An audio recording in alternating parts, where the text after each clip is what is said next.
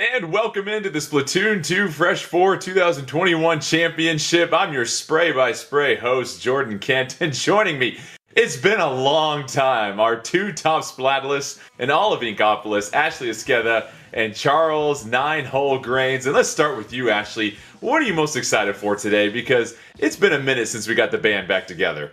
That is what I'm the most excited about. I'm the most excited about being back here with both of you, talking about Splatoon, watching amazing Splatoon. I missed this so much. And Nine, a chance to see four teams in action that have all inked their way to the top through this tournament last week. What are you excited to see from these four? Because we've got some new faces out here potentially. Yeah, some new faces, and I'm just really excited about this format because it is going to pit all of these teams against each other in all of the competitive ranked modes as well as Turf War. So, it really is a pleasure to see the best go at it over and over the course of a day. Well, what's at stake? We're going to have a grand prize winner, one first place winner, and two second place winners. But here are all the goods that our grand prize winners will take home: a Splatoon 2 Fresh 4 Championship 2021 grand prize trophy, a Splatoon 2 themed suitcase, you got to carry all that gear in there, and then a custom painted, or should I say inked, Splatoon 2 Nintendo Switch system, and then a custom painted Splatoon 2 themed Nintendo Switch Pro controller, and a Splatoon 2 themed wallpaper. So this is going to be a fantastic haul for whoever gets the opportunity to win. And looking over the rules here first before we check out more of these teams, we're going to start off with our ink pools. All four teams will get a chance to do a bit of a round robin tournament and figure out our seeding for our semifinals. Once we get to semifinals, that's when we start eliminating teams. It's single elimination. You'll have a chance to choose from any of the game modes. It's a best of 5 in semifinals. And then when we get to our finals, it'll be a best of 7 and an opportunity to go through all the game modes, potentially repeat some of the game modes on some of the stages that we have selected. And so let's start with these teams here, Nine, because as we mentioned, there's some new faces, also some old stalwarts that have a chance to really flex some of their muscle here. What can you tell us about each team that we're going to see this afternoon? You are batting 1,000, Jordan. Let's take it from those stalwarts that you're talking about here. FT Win, or not FT Win, as their name is this time around, and Starburst. If you've watched any of these championships before, you know what these two teams are going to bring. They've got the pedigree. They've got the results. They have win after win after win. Keep an eye on them. But at the bottom of the bracket here, Good Morning, a team that's going to bring out a lot of unconventional picks, some brushes, some rollers, and at least one Tentombrella, maybe two. And Arctic Moon is going to be bringing out the shooters here. They are an aggressive team. Crowd's going to love them. And Ashley, every time we get a chance to cover these highly talented tournaments here, what really stands out to you about the communication and why that's so important with all of these teams? It's always my favorite thing to talk about when you talk about what it takes to be really great at Splatoon. It's communication, just like you said, but it's something that matters at literally every level. No matter what level you're playing at, whether you're brand new to Splatoon, whether you're one of the most long-standing pros in the game right now, like a Kyo, for example.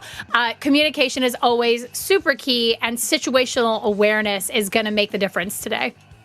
Well, let's go ahead and check out more of the rules, some of the fine print about ink pools as we get set, because this is where we determine the seeding heading into the semifinal round. As we mentioned, 4 stages will be available. A coin flip, I don't know if it's a quarter, dime, nickel, whatever, will determine which team will select the stage for each match. Once a stage is selected, that stage may not be selected again during this round.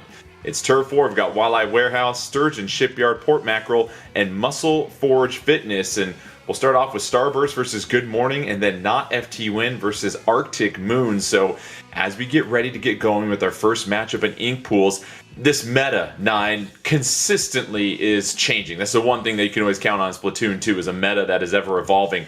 What have we seen recently? What's really standing out when it comes to the style of play at this high level of competition? If I had to summarize it, it's consistency is king. People have been moving over to the shooter class weapons. You're going to see a lot, and I mean a lot, of Kensa 52 Gal. You are going to get tired of hearing us say that today. You're also going to be very tired of hearing us talk about Tenta missiles, and there's a couple shooters that build that up. People have gotten so good at surviving, painting relevant parts of the map, and then spamming specials over and over and over. We might not see as many engagements as we have in the past, but when they do, there'll be fireworks, I can promise you that. That's a good point you bring up. Not as many engagements as before because, Ashley, a lot of folks think, hey, top-level competition, these are people that can go one-on-one and just take out an entire team. You still have to be very judicious about how you approach, how you attack if you are going to be aggressive. Yeah, with this meta, it seems like because of the aggression involved, because of how many shooters are popular right now, one person down makes a massive difference. So if someone gets splatted on your team, that is a major opportunity for your opponents to move forward and capture, put down ink, whatever the objective may be for a map. That is going to enable them to really kind of make the most of it, especially because it's such an aggressive meta right now. We're still getting set for our first matchup here in the ink pools. It is Turf War, and looking at the strategy of Turf War here, 9, what are teams trying to accomplish? We know it's about covering up the map with the most ink. Sure. We get that. That's the end game. But how do you approach that? What are some of the things some of these teams are trying to keep in mind? Well, actually, we can even talk about the team that did win the Turf War tournament. Good Morning here, who's going to be in our first match against Starburst. I mentioned before some very unconventional picks, some brushes, sombrellas. Those are very difficult to take down by themselves. So what they can do is separate the opponents to move them apart from each other so that when they do find parts of the map, they can't team up together. We all talk about the last 30 seconds, of course. It's about who has the most control at the end. But if you can't coordinate as a team, it's very difficult. So I believe that's one of the reasons why Good Morning succeeds so well at this mode. And 9, as you pointed out, each of these teams represents almost a mini tournament that they won. Turf War, Splat Zones, Rainmaker, and Tower Control. But this was the top 4 of hundreds of teams, Ashley, and the turnout that you continue to see says a lot about the Splatoon 2 community. Really does. And it's one of my absolute favorite things about the community is it's still going strong. Splatoon 2 has been out for a while now, for years at this point, and there is still such a rich, kind, generous community having a lot of fun out there all the time. All right, let's go ahead and get the inking going. Sturgeon Shipyard, home of our first matchup, as we take a look. And 9, go ahead and give us this breakdown of the loadouts because we're going to see some variance, but it's always interesting to see what teams decide to go with once a map has been decided upon. Absolutely, and you're going to take a look right here at Ice. Actually, I know one of your favorite players here, but this composition from Starburst, I mean, this is what you're going to see from really most of the tournament. They haven't changed anything up whatsoever. They're going to opt to go with what they know best and just apply the fundamentals over the course of this game. You saw Ice already with those Tenta missiles, less than 20 seconds and a bird's eye view of the map, and Starburst with an early advantage here, but here is Shadow right here, Ashley, and just being very mindful and trying to make sure that with one of those unconventional weapons that you're being mindful of how you approach. Yeah, you're being mindful, you're pressing forward. Obviously, that Tentambrella does a lot of work to shield you. It's very, very helpful, but as you're seeing right now, you could throw a triangle bomb right over the top of that thing and you could make the most of it. So you see Shadow right now for Good Morning, just trying to keep Starburst at bay. Starburst coming into this Fresh 4 championship. Probably the favorites. Good Morning, a chance to be the scrappy underdog, and so far, 9, Good Morning doing a solid job of just staying alive. Yeah, you actually saw there, it took Shadow quite a while to jump down into the action there, and that's just, being very judicious to the word you used earlier here, Jordan. This is not a comp that's going to be able to push forward and make things happen. You do have to get a little bit of help from your opponent. You have to be very patient. You see Brand more than willing to dive in and break up some of that, but so far, looking pretty even.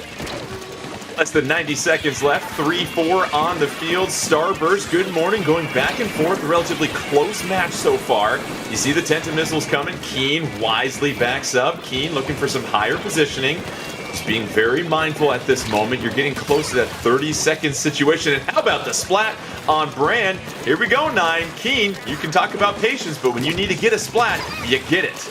Very nice. Execution is the name of the game right there. As you said, get the splats when they're available to you. Starburst is not going to give you too many of those opportunities, and you see Keen opting to back up, fire the missiles before coming back in. Neither team wants to send 2 people down at this stage in the game. All right, Ashley, you're Good Morning. You're trying to get the upset against Starburst. Just over 30 seconds left. You've got a little bit of an advantage. What are you thinking about now? Well, this next 30 seconds is what matters. We always talk about that last 30 seconds. They've got to take out a couple of players, at least one on Starburst's team, if they want a chance at winning this. GM Shadow hiding behind that tent umbrella, just trying to make sure that the camping trip continues for 17 more seconds. Shadow going deep into Starburst territory. How about this? Shadow changing campsites, getting all sorts of turf at this point. 8 seconds left. Is it going to be Shadow making a push? But it looks like Good Morning has overextended themselves. And from our guesstimation, that's going to be Starburst most likely taking this one in 9. Starburst doing what they need to in the final 15-20 seconds to get that extra edge. Yeah, the extra edge, and really it started when Lux on the mini Splatling went down maybe a little early into that engagement. After that happened, you saw that Shadow was really forced to go all the way to the opponent's spawn, and as a result, that left the entire middle open, and it's amazing how quickly these teams can turn a map. 5 seconds before that, that map was basically even. And Ashley, it's just an example to show you, while we had the view of Shadow and it looked like Shadow just had nobody around them, sometimes that's a problem in Turf War because that means the opposing team has got everybody on your side of the map. Yeah, well, I mean, it is literally a wall of opponents between you and your teammates. And so it becomes very, very difficult to convert that into a splat on the opposite team. You know, you're just trying to get back so that you can get some backup. And, you know, he found himself trapped back there. It's tough back there when you're real deep in enemy territory. It's not a fun place to be when you're all alone. The Starburst gets the victory, and as we mentioned, the ink pools, we're just determining what our seeding is going to be for semifinals. And now that you've gotten your first little glimpse of Turf War here, 9, it really seems like the survivability, being able to keep as many Inklings or Octolings on the turf in the final 30 seconds is really huge because, as you mentioned, you can turn the tide, and it just takes a couple of seconds to cover everything up. Yeah, and you can't overstate it, right? We've gone over this so many times. A lot of people make the joke that it's only the last 30 seconds, but there is some wisdom to it, right? Especially if you go into that last 30 seconds, both teams have all their specials. There's going to be pandemonium all over the map. Can you keep composed when everyone's chips are on the table?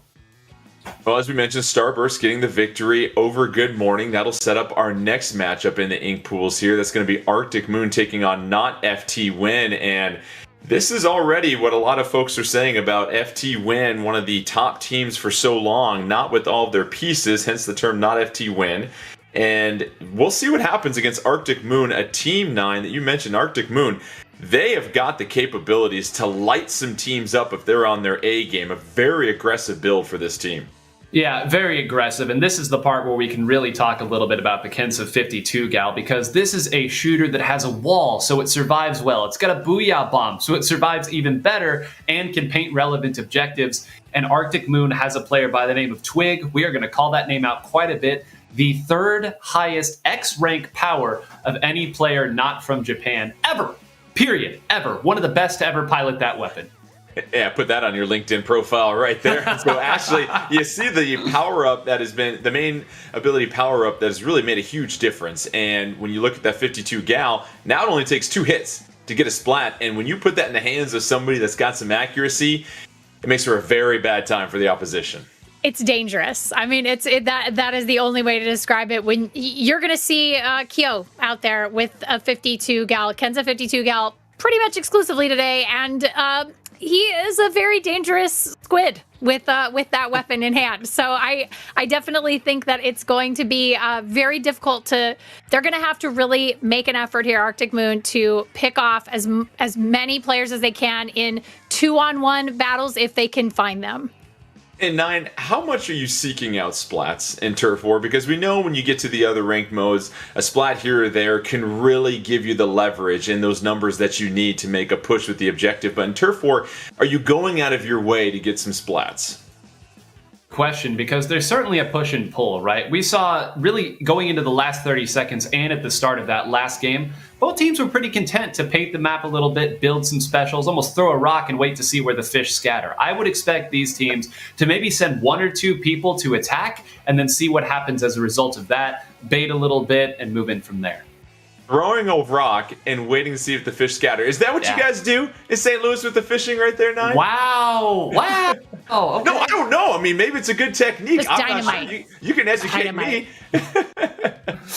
So it'll We'll be talk really later. interesting to see what Arctic Moon does here. If this aggressive play style will lend itself to Turf War as far as what they're trying to do to overtake Not FT Win. And as we get set for the second Turf War to take place as part of our ink pools, it's important to remember, Ashley, that yes, you can have these main weapons that are really effective in certain game modes, but when you're looking at Turf War, you're looking for pure ink coverage and what weapons are going to allow you to do that as fast as possible, because as Nine said, yes, you're going to look for the splat eventually, but it's not the number one priority. That's exactly right. And you're going to be looking for weapons that either can put down a lot of ink very quickly, but in a short range, which I don't know how much of that we're going to see here. And then also you have on the opposite end, like we're not going to see a lot of chargers today on Turf War. That's a very like specific weapon for specific types of play. So yeah, you're going to be seeing things like buckets. You're going to be seeing things that, like you said, that most of the actual shooter weapons you're going to be seeing putting out a pretty significant amount of ink on the ground. Nine, let's talk some Tenta missiles here. Well, we'll get to it here in just a second because we're ready to go to Walleye Warehouse. Go ahead and grab a tape roll and pack up some boxes because this is going to be a matchup between Arctic Moon and Not FT Win. And this is a very intriguing matchup, as we mentioned, because Not FT Win, not with all their players, but when you're thinking about Turf War here, Nine, on Walleye Warehouse, where's the priority here? Yeah. We talked so much about not making the big crucial mistake. Walleye Warehouse is a map where it's actually not difficult to hold your side of the map provided you don't overextend. The opponent has to go very deep if they want to get anywhere beyond the middle here. So I would expect both of these teams to, as we're seeing specials flying from every which way, do a whole lot of this. Stand in the middle as Dark is doing right now, paint relevant areas, and FT Win already started to encroach it. See Dark with that Jet Squelcher just happy to just stay on their perch and unload some Tenta missiles. That has been one of the most popular specials as of recently, and really once you can dominate that middle area, you can start to make that push. And Ashley, with 4-4 on the map, sure it's the early going, but you really want to make sure you don't give up that middle too early. Yeah, the middle in Walleye Warehouse, because it is a smaller map, it becomes really a critical location to control constantly throughout Turf War. So right now you're seeing, Arctic Moon has dropped, a player here and there, and they get right back into it, but it still matters. It makes a difference when you're really attempting to control that middle of the map. And the faster you can build up Tenta missiles, when you're out of the game, when you've been splatted, that is potentially an entire special you don't get to use in one round. Biscuit trying to evade some Tenta missiles, got some bubbles ready to go. You see Biscuit still being patient, crossing the imaginary 50-yard line here in Walleye Warehouse, and you have to be wise here, Nine. You can't just go ahead and advance, and we see here Biscuit, a classic example of you don't have to burn your special just because you have it. Yeah, sitting bubbles here, and bubbles are another special that has been, I'll say the word loved. Not really loved, we all know how it goes, but So it's beloved. a special that has been very, very powerful recently, and Biscuit one of the best. It's great for diffusing big pushes when the enemy puts it all on the line. Maybe they haven't been loved. Maybe they've just been liked a lot. Who knows? You just don't want to be the first one to necessarily say love with that. But here we go. You see Twig already evading all sorts of ink going left and right. Twig with that 52 gal in that wall. There's the survivability. Twig caught between two places, and there's the 2-on-1 for Not FT Win as they now take a 4-3 advantage. Just 30 seconds left here, Ashley. This is a tough position for Arctic Moon to find themselves in because really Not FT Win has pretty solid control of the center here, and it's going to be very difficult for them to push it in 20 seconds. Biscuit staying hidden up top, and right now, Arctic Moon, Not FT Win. Who's going to unload those specials in the final 12 seconds? Mayhem in the middle. Biscuit splatted. Numbers advantage for Arctic Moon. It's 3-2 Arctic Moon with 6 seconds left. Is this the push? Is this the opportunity that Arctic Moon needs? Let's go ahead and put it in the furry paws of Judd to see what happens. This is pretty close here, Nine. It is indeed. Take a look, and Not FT Win held on by the skin of their teeth. So Not FT Win taking this ink pool matchup over Arctic Moon. Even though Arctic Moon had the numbers advantage down at the stretch, it was just enough done before then for Not FT Win. And it's a nice little victory because when you look at how talented Starburst is here, Nine, you want to make sure you're not matching up with them by drawing that 4 seed potentially out of the ink pool. So solid win for Not FT Win. Yeah, solid win. Insider information did talk to Kyo, and he said they are prepared to play against Starburst in the semifinals if need be. But we all know you want that best of 7 against the top team. Of course you do. And actually, it goes to show you, yes, you can cover a lot of turf in 7 seconds, but you still have to play the entire match. And we saw NutFT do enough work that even though they were down one squid, one player, they were still able to survive down the stretch. Yeah, I mean, if you looked at the end card after the match was over, the game was over, the amount of ink that each of the players on NotFT put down was just a tremendous amount of ink. I mean, all of them really worked together to make sure that they won that last game, and they did a really, really good job of coverage. And you saw Arctic Moon, very aggressive, had a chance to get a lot of splats out there, but splats don't always equal success in Turf War, so that'll go ahead and give NotFT the first victory. Arctic Moon will drop one, and as we mentioned in Ink Pools, you've got 4 stages to choose from, and we'll take a look at the updated bracket here in just a second, but this is the round robin portion, so maybe you drop the first match, you get a chance to recalibrate a few things here, 9, and when you look at how these top-level teams continue to play Turf War, how important is that beginning? Because you mentioned right off the bat in that match, there's all these specials going everywhere. Can you possibly seize momentum that early in a match, the first 15, 20 seconds? Yeah, you absolutely can, especially if the map dictates it. Walleye Warehouse, we saw, I mean, what was that? A solid 90 seconds where Biscuit just moved back and forth, throw a bomb here, couple shots up there, knowing that the opponent's not going to get back in unless they build the specials. That's really only because they earn the right to play defense by winning that opening engagement. So, is it everything? No, but you absolutely can make the bulk of the game much easier for yourself. Let's check out the updated bracket here, as we have now had a chance to go through 2 matchups in our Ink Pools. You've got Starburst getting the victory, and now they'll take on NotFT, the 2 teams that won their first matchup, and then Good Morning, followed by Arctic Moon, as we mentioned before. Your stages, Walleye Warehouse, Sturgeon Shipyard, Port Mackerel, and Muscle Forge Fitness. So, up next, Starburst, NotFT, and looking at the different roles on a team, Ashley, we're actually going to do Good Morning versus Arctic Moon first, I'm being told. So we'll go ahead and pivot to that. But Ashley, looking at the different roles on a team, the weapons that each team member chooses, there's a reason and a purpose behind that. It's not just because, ooh, this is shiny and I like this weapon. It's, I need to play a particular role for my team. Yeah, so you've got attackers, you've got sort of midfield. It reminds me a lot of soccer or football, and then you have kind of your back line that's defending.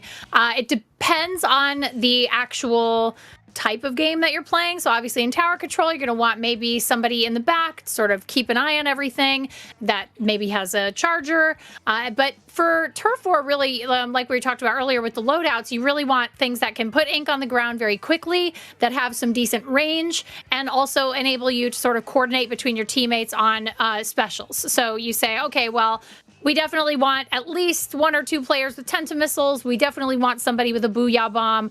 Let's go ahead and choose our loadout that way. And that's what we see, 9. Regardless of the game mode, you've got to have a lot of strategy and a lot of communication amongst the different members that are playing these roles. And in Turf War, is there a particular role to you that stands out as if you have a really good either backliner or really good person in the front, you're going to do very well in Turf War?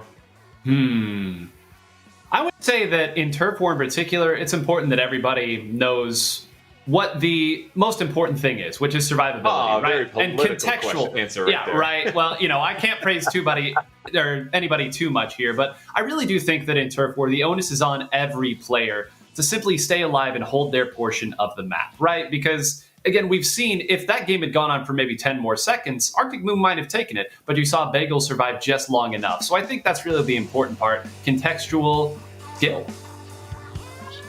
Port Mackerel side of the matchup between Arctic Moon and Good Morning.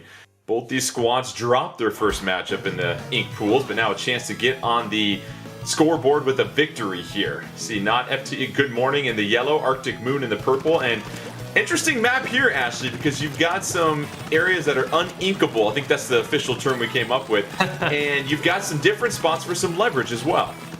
There's some verticality to this map, right? So we have this sort of upper level that's around the edges of the map, and then we have the lower area with the sponges that can absorb either yours or your opponent's ink that become bigger or smaller based on who's shooting at it. So there is space for a lot of leverage. And like Nine was saying, it's really important in this map, I think, to set up that control really early in the middle of the map and make sure that nobody's getting behind you because there are multiple lanes. So Walleye Warehouse sort of opens up into one general area and there's not a whole lot of wiggle room there for flanking.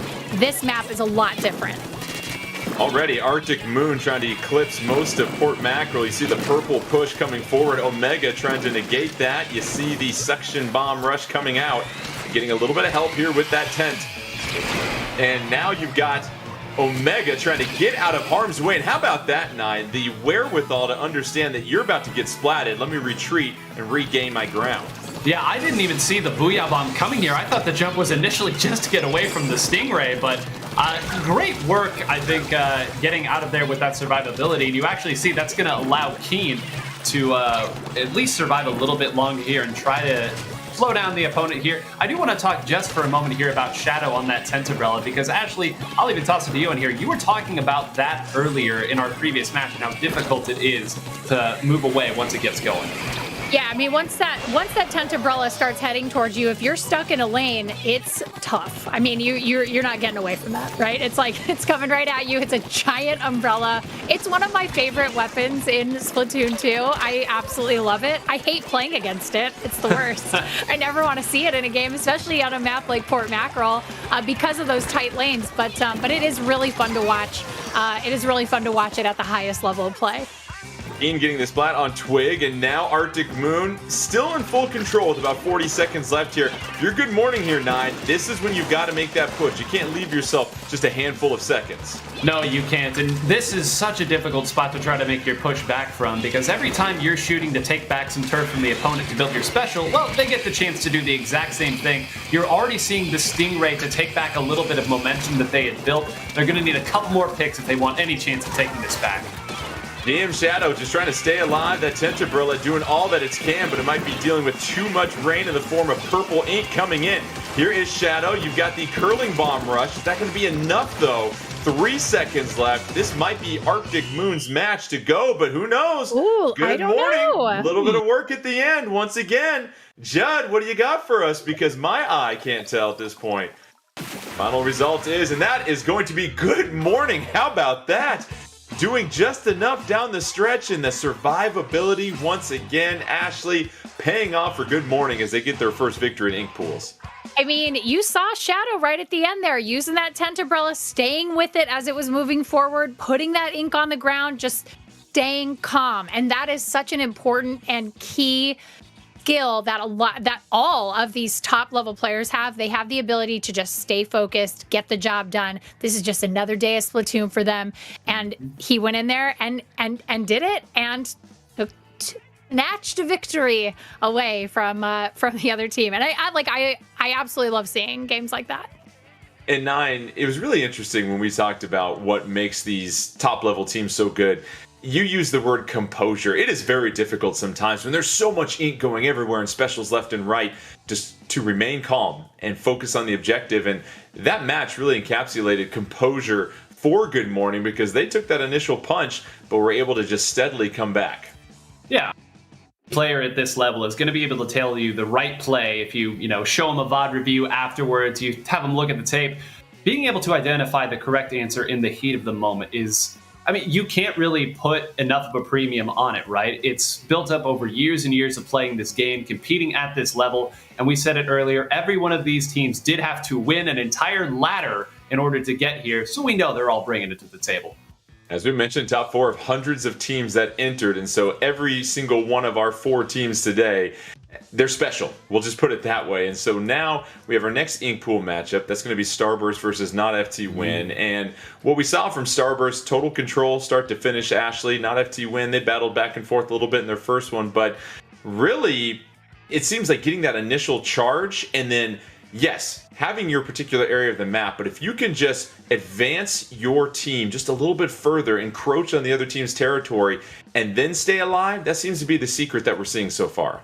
Yeah, I think that, get a couple steps ahead of your opponent and then defense all day to the championship is really the name of the game when it comes to turf war in particular. If you can just really maintain what you have early, if you have that lead early, it really does make a difference at the end. Let's take a look at the updated ink pools as we get set for our next matchup here. And now you've got Starburst versus Not FT Win, but Good Morning now 1-1. Arctic Moon at 0-2. They have some work to make up. And Ashley, I got to say, you're talking about defense and championships, soccer and football. I'm very impressed with the amount of sporty balls that you're talking about here right now. I've been home so much. Your research over the past year. Just watching so many things on television now. Just at home watching TV, people play all of the different kinds of sports ball. It's very exciting. So as we get set here, 9, Starburst is a team that has really dealt with being in the shadow of FT Win in so many major competitions, but I think it speaks volumes, 9, that they've continued to bring in the same team and have just continued to get better and better and better, and now is their opportunity to shine. Yeah, I mean, they have been, I would say, at the top of North American Splatoon, certainly for really the past few months here. They have been finishing first, second to some of these top teams over and over and over again. They're coming in shape, practice. They've got some strategies cooked up just for this event. So if this isn't the time they get the win in one of these big events against FT Win, I don't know if it's going to happen. Yeah, it's one of those things psychologically. Can you get over that rival, that hump that has really been that roadblock to you getting a championship? That'll be fascinating for Starburst. But looking at another matchup here of Turf War, the specials and when you use them, Ashley, we oftentimes say you want to deploy them in a wave. And it seems like it holds true in Turf War also. Yeah, it definitely does, especially with something like Tentamissiles. So you probably don't want to be deploying, let's say, 3 different racks of Tentamissiles all at the same time, because your opponents are going to be able to kind of ride that out generally in the same area, which means the ink that you're putting down with those missiles is localized to a very small position. So yes, you want to roll those out kind of in a wave. Splatoon, it's Splatoon. You're rolling it out in a wave. I see what you did there, Jordan. Yeah, but yeah, you gotta roll it out gradually. You gotta coordinate with your teammates. Make sure that you're not, hitting 2 specials at the same time that you didn't actually want to use at the same time. And you're gonna see these 2 teams build up, Tentamissiles in particular. Really, I mean, we saw Ice build up 9 Tentamissiles in 8 seconds? And I stopped counting at a certain point. It's unbelievable. It's so fast. You can count higher than 7. I know that, 9. Your name is 9 for crying out loud. Oh my God. But it's so fast that you're going to see these players build up these specials so quickly that it actually becomes a game of holding your special until you have to use it. It's because you don't want to use it too soon, which is sort of the opposite problem of what newer players might experience, which is it takes them much longer to build those specials, and so you really want to use them when you get them. Yeah, very astute observation there. And 9, as I continue to bust your chops, it's all love here. One thing we didn't get a chance to really break down too much is the abilities that players are choosing. Are they going with sort of an assortment of abilities to build a well-rounded character, or are they trying to really max out particular abilities to as much as they can for the objective they have on their team? Yeah, I mean, that second point is the exact truth, right? At this point, especially if you're using a Kensa 52 gal, you are stacking main power up, and then you're taking maybe a little bit of quick super jump, maybe a little bit of quick respawn, but your goal is to fight, right? And maximize your weapon as best you can. And really, every weapon has a particular build that people are using at the top level. And oftentimes, they won't ever change that, because at the end of the day, even if you do have the exact right build, you still have to execute on the field of play. One thing we saw in that last matchup between Good Morning and Arctic Moon as we prepare for the matchup of Starburst and Not FT Win, real quickly, Ashley, just the wherewithal to super jump out of harm. A lot of times you don't have to sit there and eat that booyah bomb. You can go ahead and utilize a little bit of a defensive, evasive maneuver to give yourself new life. This is one of the things I am terrible at in Splatoon, but these players are very, very good at it, which is knowing when to get out as much as knowing when to go in. And so going in and realizing I'm in over my head, or, oh no, it's a flank, I've got to get back to my teammates, is such a critical skill that these players all know how to execute very, very well. Muscle Forge Fitness, the side of this next ink pool matchup, also where 9 has spent many hours sculpting those massive biceps of his, climbing those rock walls. We've got Jared right now advancing throwing the suction bomb, wisely moving to the left here. Sees a little bit more ink that they can cover. Plenty of purple out there for Jared to cover. And now going deep into the territory. Oh, able to get the splat on 2D. And now just being mindful, backing up. And that's how you go in and go out and go ahead and give your team a numbers advantage, 9. Yeah, that's exactly the way. We talked about, do you look for splats? Well, if they don't know you're there and they're wide open and have already been hit twice, yeah, you dive right in and get that pick. And just look at all the space they bought themselves. Brand's going to be able to rotate around, use his Tri-Slosher here to apply little bits of chip damage. Now he's back out with the armor, and they're just going to continue to make these rotations. That's what Starburst does as well as anybody in the game. And Brand with the splat on Bagel. So now Starburst getting a few key splats, trying to take control of that right territory there where you see the purple sponge. And that's really what you have to do here, Ashley. You take care of the middle area, you take care of your half of the map, and then you just find little spots on the opponent's side that you can sort of plant your flag in. Absolutely. And Brand is doing a really, really great job with that slosher, making sure that not FT Win is not coming in to the middle of this map. He's like, no, thank you. I don't think you'll be putting any purple ink down today over here. I've got my slosher. Denied. Yo, facing a 3-on-1, can't survive that. So Starburst picking off one of not FT Win's top players, and with under a minute left, they have a numbers advantage, and it looks like Starburst starting to cover more and more of this map. And this is telling everything that we need to see here, 9. You don't see a single member of not FT Win on this middle hump in Muscle Forge Fitness. No, you don't, and they are going to try to build up a double suction bomb rush here. They have 2 weapons with that devastating special. They're going to put those in the middle and hope that somebody runs into it either by accident, it breaks some armor, it gives them an opening here because they're certainly not going to be able to force it by themselves. They're going to need Starburst to slip up. All 8 players were on the map, and now they trade. Oh, it's a 3-2 advantage for Starburst. 13 seconds left. Starburst trying to advance to 2-0 and get closer to that top seed in the ink pools. It is mayhem right now. 4-2 Starburst. That might have been it right there. You see Starburst advancing. 2 seconds left. And how about that burst from Starburst down the stretch? And this is clearly going to go their way. Just excellent execution in the final 30 seconds there, Ashley. Really, really excellent. They held, they stayed calm. They didn't overextend. They didn't try to go for even more. They knew they had it. All they had to do was just hold, and they did exactly what they needed to do.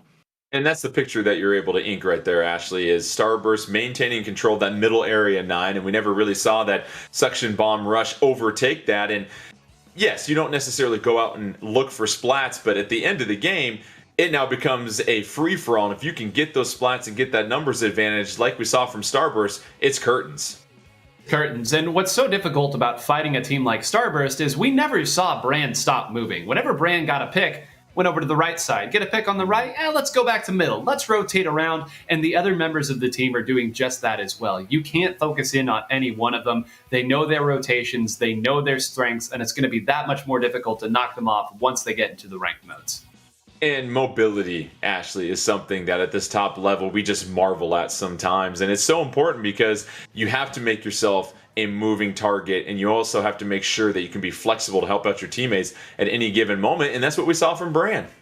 Yeah, Brand, like 9 said, Brand's moving left, getting a splat, moving right, getting a splat, moving left, covering up all of that purple ink, moving right, doing the same thing, leaving a path behind him. Often you'll see like these players will turn around and just toss a little bit of extra ink down to make sure that they can make a hasty escape or help their teammates get to them in the event of an emergency or a 2-on-1 situation.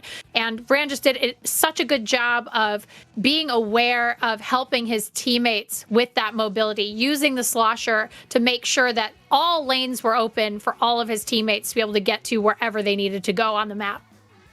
So Starburst moving on to 2-0 so far in our ink pools as we check out the latest standings in these ink pools.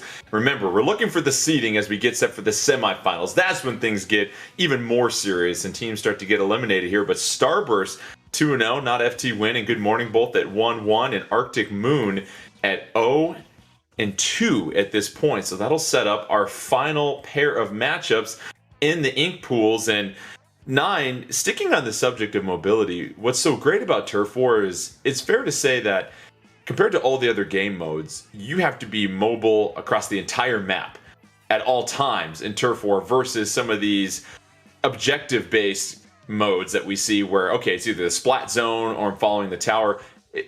Is that fair to say when you look at everything that you see when it comes to the mobility in Turf War? Yeah, we always make the point that the entire objective is the entire map. It's that much more difficult to know where the opponent is set up because they could be anywhere. You can't rely on them being positioned around a tower, positioned around a Rainmaker, or around a splat zone. So mobility, that much more important, and more than anything, just making yourself hard to find, much less hit.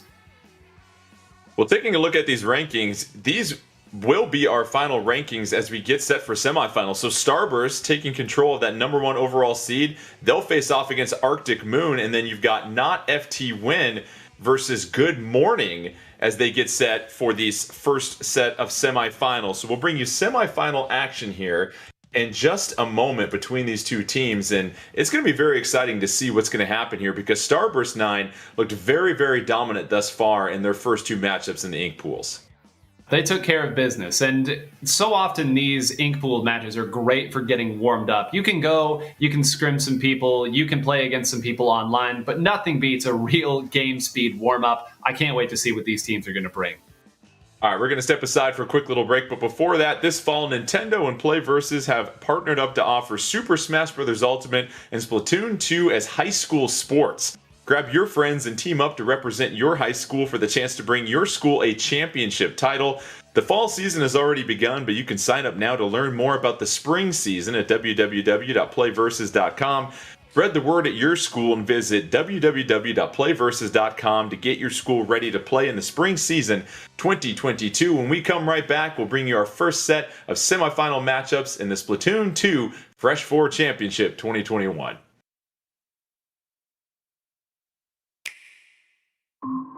Let me tell you a story about the most powerful bounty hunter in the galaxy, Samus Aran. Samus is the best of all of us, and yet her story is beyond us. Raised by mysterious creatures, she was sharpened beyond humanity, forced by fate, circumstance, and duty to survive. The battles she's faced are beyond imagination. Fearsome aliens, apocalyptic creatures, and even monsters within. Mission after mission, Samus has proven to be infallible, strong, ferocious. Still, every mission leaves deep scars, and every hunter has a final hunt. This is a story of the hunter becoming the hunted.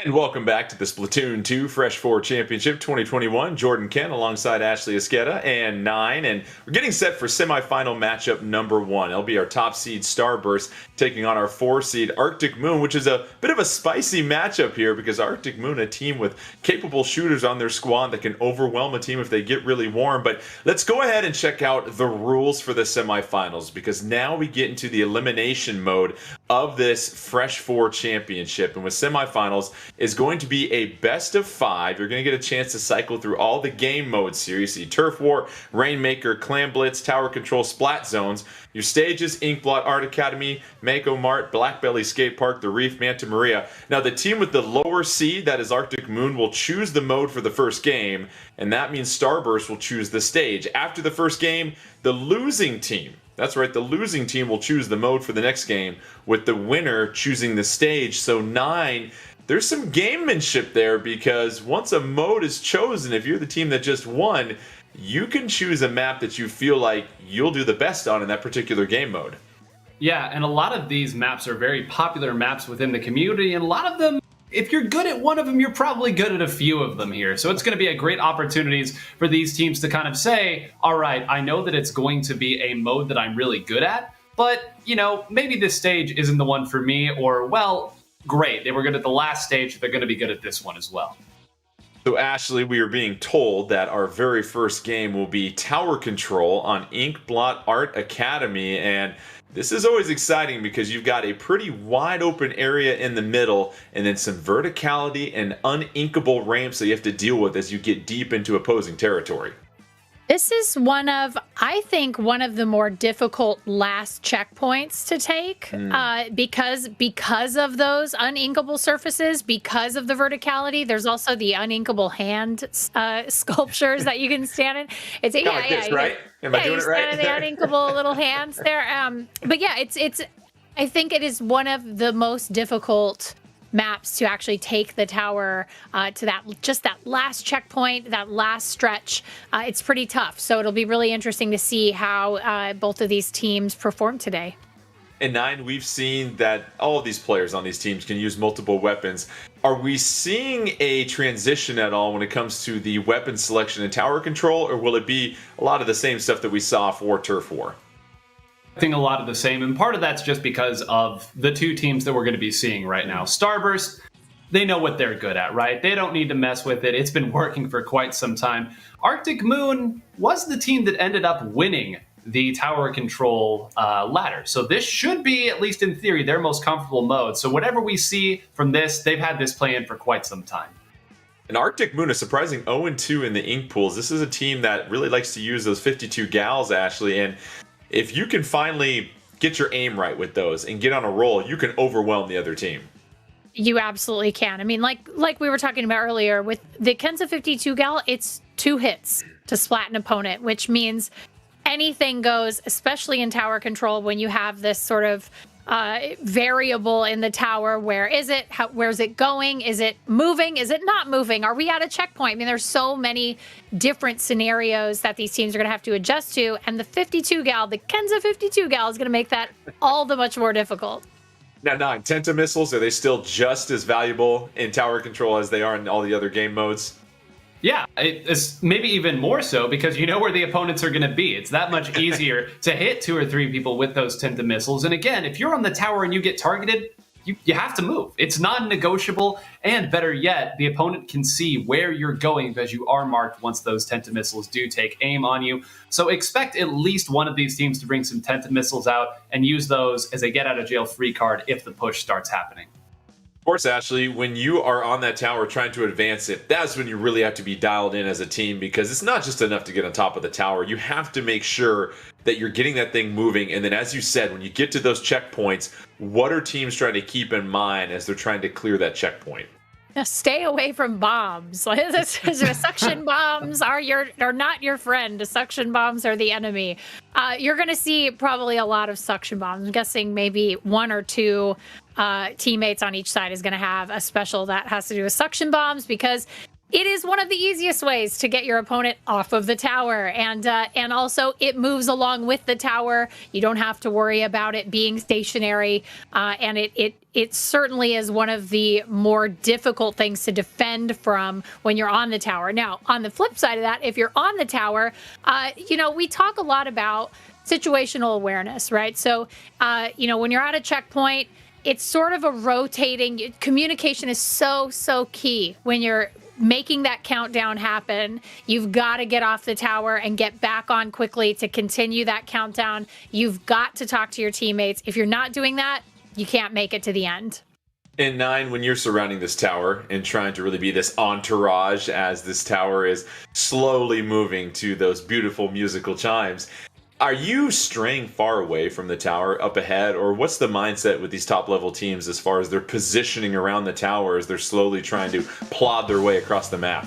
Yeah, you play ahead of the tower, right? If you are playing at the same speed that the tower's playing, you are too slow, my friend. So keep an eye out. These teams are going to be ahead of the tower. They're going to be taking the fight to their opponents. Well, this should be an interesting one. Arctic Moon, who won the Tower Control Championship to advance to the Fresh 4 Championship, versus Starburst, arguably the #1 team coming in. And let's see, already Dark with some Tenta missiles to open up the party. Neither team has gotten control of the tower at this moment. Dark just trying to play behind. Some more Tenta missiles, this time coming with the yellow ink, trying to send Dark back. And so far, Ashley, a 4-3 advantage, now make a 3-3 tie between Arctic Moon and Starburst. Nobody's really being aggressive. They're kind of trying to wait to make that push here. Well, you saw Starburst went down 2 players, and that's when Arctic Moon was able to get on the tower and start moving it. And that is the strategy. You pick off a couple of your opponents, then you get on the tower, you make your push, and then when they regroup and come back, it's sort of that push and pull that we like to see in tower control. Arctic Moon trying to get to the second checkpoint. Tower is going to stall as you see it just bombarded with suction bombs. Dark trying to hop back on there.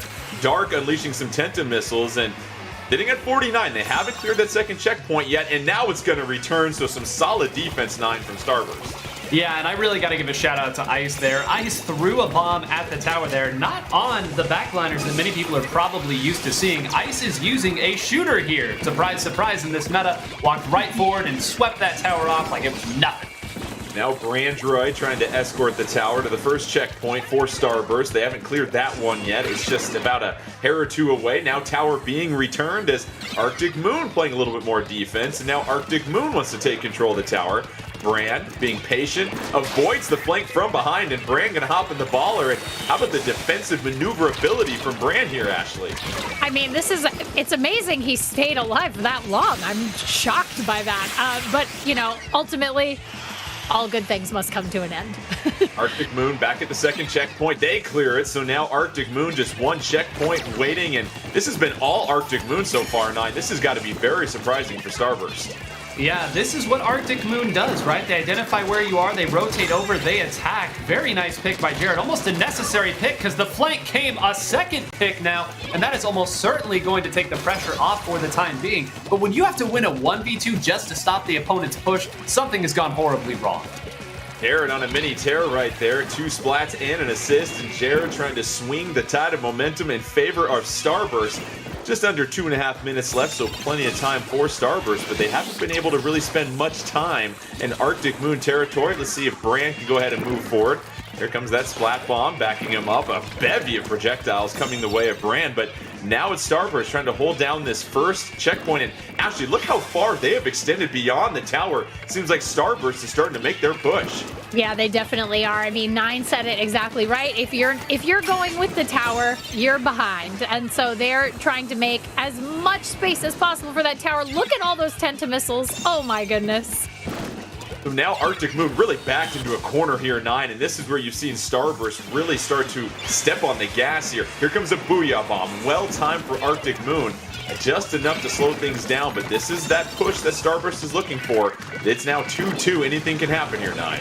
Yeah, anything can happen, and this has been in a huge extended firefight that's really all happened around this checkpoint. Both sides were able to throw specials at the tower to either defend or attack, but this entire time Starburst has kept one person on the tower to keep it right in that danger zone.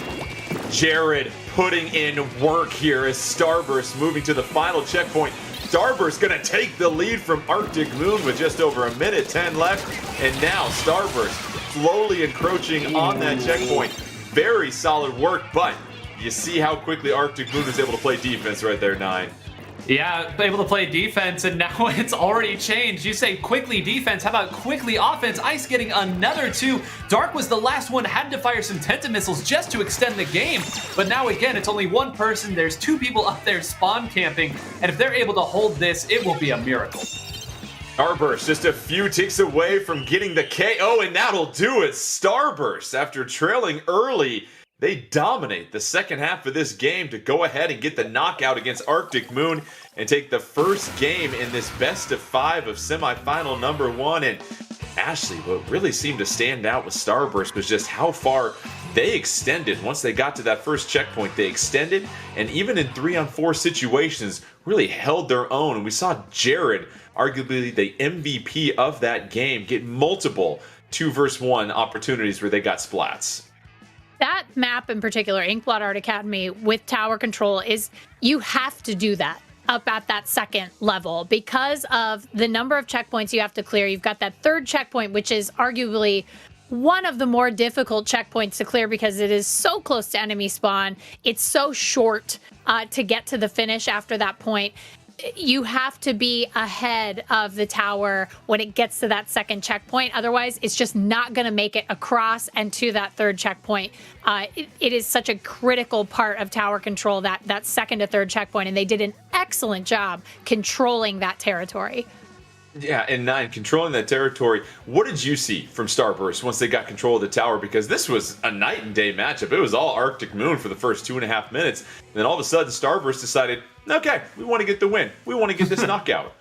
Yeah, just decide to get the win and you do it there, right? But I think it goes to show when you play a more aggressive shooter-heavy comp like Arctic Moon was using, how sometimes it can be more difficult to defend. They had Twig, who is their Kensa 52 master. You have the Booyah Bomb, but if you're up charging your Booyah Bomb, that means you're not going up and fighting the opponent. And Starburst did bring 2 fairly long-range weapons. Brandroid was on the 96 Gal, and Bran himself was on the Kensa Rapid Blaster here. So 2 longer range weapons that can make it that much more difficult to approach. That's why you saw such sustained control of the tower in that danger zone. And Ashley, really, Starburst did a fine job of just pinning Arctic Moon near spawn, and that's why they're able to advance past that last spawn so quickly, that last checkpoint, as they were keeping Arctic Moon pinned back there. It's really, like I said, that third checkpoint can be so difficult to capture, but you watch Starburst just keep the pressure on. They were really consistent with it. Nobody panicked. Everybody just said, okay, just one at a time. We just have to take out one opponent at a time, and we can make this work, and they did. So tower control, Inkblot Art Academy goes the way of Starburst. They get the first of 3 games they need to win if they want to advance to the finals. Arctic Moon showed some signs of life early on, but really couldn't get off their heels. And 9, at this point, do you think, all right, maybe we need to change our loadout now that we've seen that we're being outranged quite a bit from Starburst? You know, I think it's one of those situations where if you are Arctic Moon, you look and say, okay, we were winning for a portion of that game. What we have can work. We got put into a bad spot. We were on the back foot. We maybe got a little overzealous in trying to go defend the tower by attacking the tower instead of sitting back. And oftentimes, if you have a comp that you've been using to win a lot, it's not the comp's fault. So I suspect we'll see a lot of the same from them. They know what they're good at. It's just a matter of making it work. I need that on a comp, t-shirt. blame the player, right? No, it's not the comp's fault. I'm always trying to blame the get comp. that on a t-shirt. No way could it be me and my skills. In this situation, let me go ahead and tweak a few things. It's the comp's fault. And so it will be fascinating to see what they roll with here, Ashley. But for Arctic Moon, I think 9 makes a good point. You were winning in the first half, so do you really need to change that much? It wasn't like this was a quick 1-minute KO where you never even got past a checkpoint. You almost got to that third and final checkpoint, and then Starburst just overwhelmed you.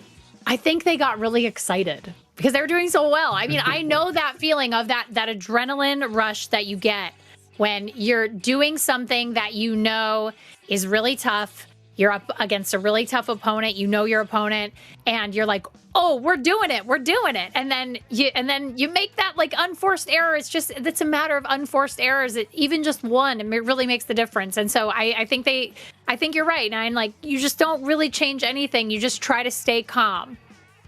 Mission Control telling me, Nine, that the next matchup will be Clam Blitz on the Reef. Yeah, OG Splatoon 2 stage here for the most part. Clam Blitz, we've talked about it before. There's a lot of intricacies to this mode. What are these teams trying to keep in mind as they get set for this matchup on the Reef here, Nine?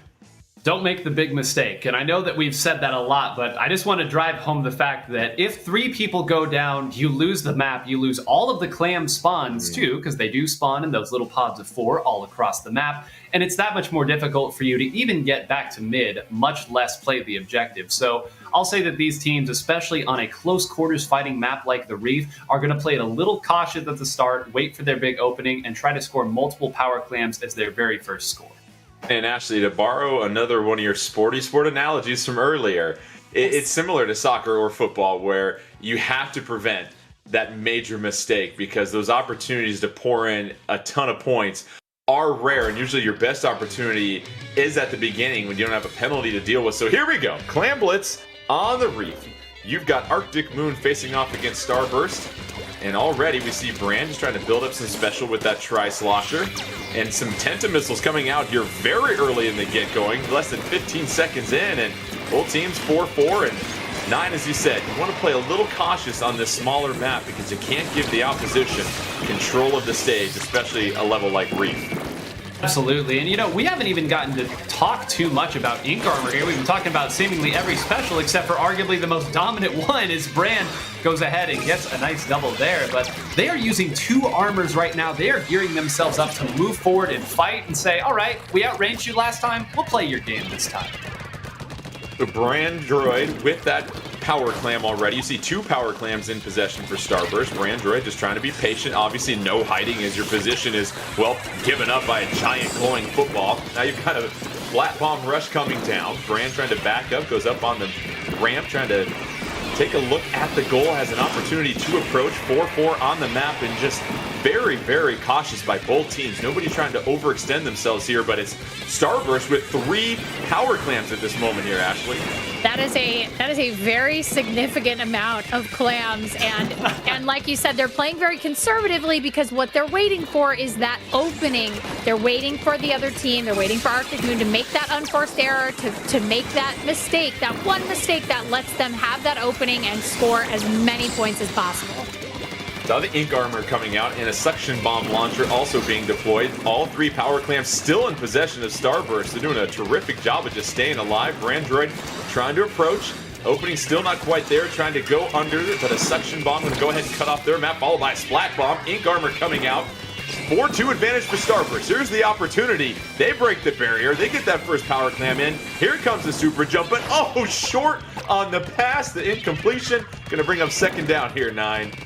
Second down, and talk about patience there. We're 2 minutes into this game, and we finally have our first score. 3 power claims. It is so difficult to get anything done when the opponent can see you. They waited that entire time throwing specials to try to sneak a flank in from Jared to score multiple power claims, but even with all that patience and getting the situation, they only scored 1. Arctic Moon with a pair of power claims. They get them both in and snatch the lead from Starburst. And just like that, Ashley, the 1-2 punch behind the Booyah Bomb, that gives Arctic Moon the advantage. A Booyah Bomb gives you so much room to move in, and what a great placement. What a great placement of it, and gave them the ability to just hop right over the edge of that bridge right there, score their points, and then, at that point, it doesn't matter if you get splatted. See the 13-point penalty that Starburst is going to have to overcome. They still trail by 7, but here come the individual clams. They're filling up the basket here. And how about this approach, 9? All of a sudden, Starburst has busted open this game. They're looking for the KO. Now they got to just get a few more clams. Looks like that timer's going to run out unless Ice can sneak from behind and grab one. Ice trying to keep the timer going, and Ice is able to do so. And Starburst just 1 point away. They've got to put their pedal to the metal here. And there it is. Jared coming in at the last second and getting that final clam. So how about Starburst here, 9? The counter punch to Arctic Moon was enough to give them the KO. It was, and I want to just draw everybody's attention to the difference between both of Starburst's pushes, right? They had 3 power clamps at the start.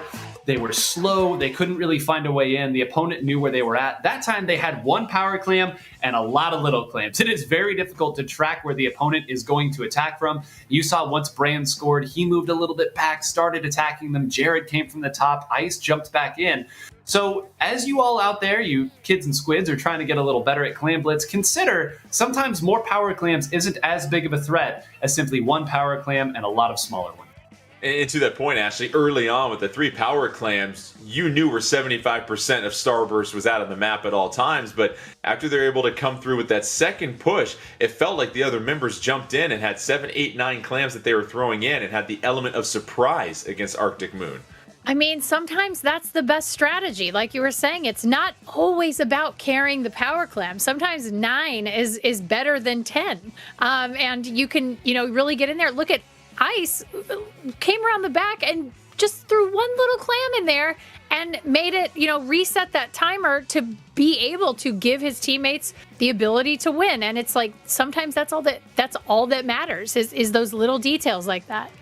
Well, I know in my book, 9, you're always better than 10, my friend. Let's go ahead and check out the updated standings here in this semifinals. Here is Starburst moving on to 2-0. They need to get 1 more game to advance to the finals. Can they get the 3-0 sweep? We've now seen Tower Control, Clam Blitz. That means we'll either have Turf War, Rainmaker, or Splat Zones. And we mentioned 2 of the 5 stages have been selected. So we'll see what Arctic Moon wants to do as far as their game mode choice, because Starburst gets the opportunity to choose the map afterwards. And I mean, at this point here, 9, if you're Arctic Moon, is there a particular game mode you're looking at, or is it just, hey, this is just a really good team in Starburst, there's a reason why they're Not the favorites Rainmaker. coming in? Not Rainmaker.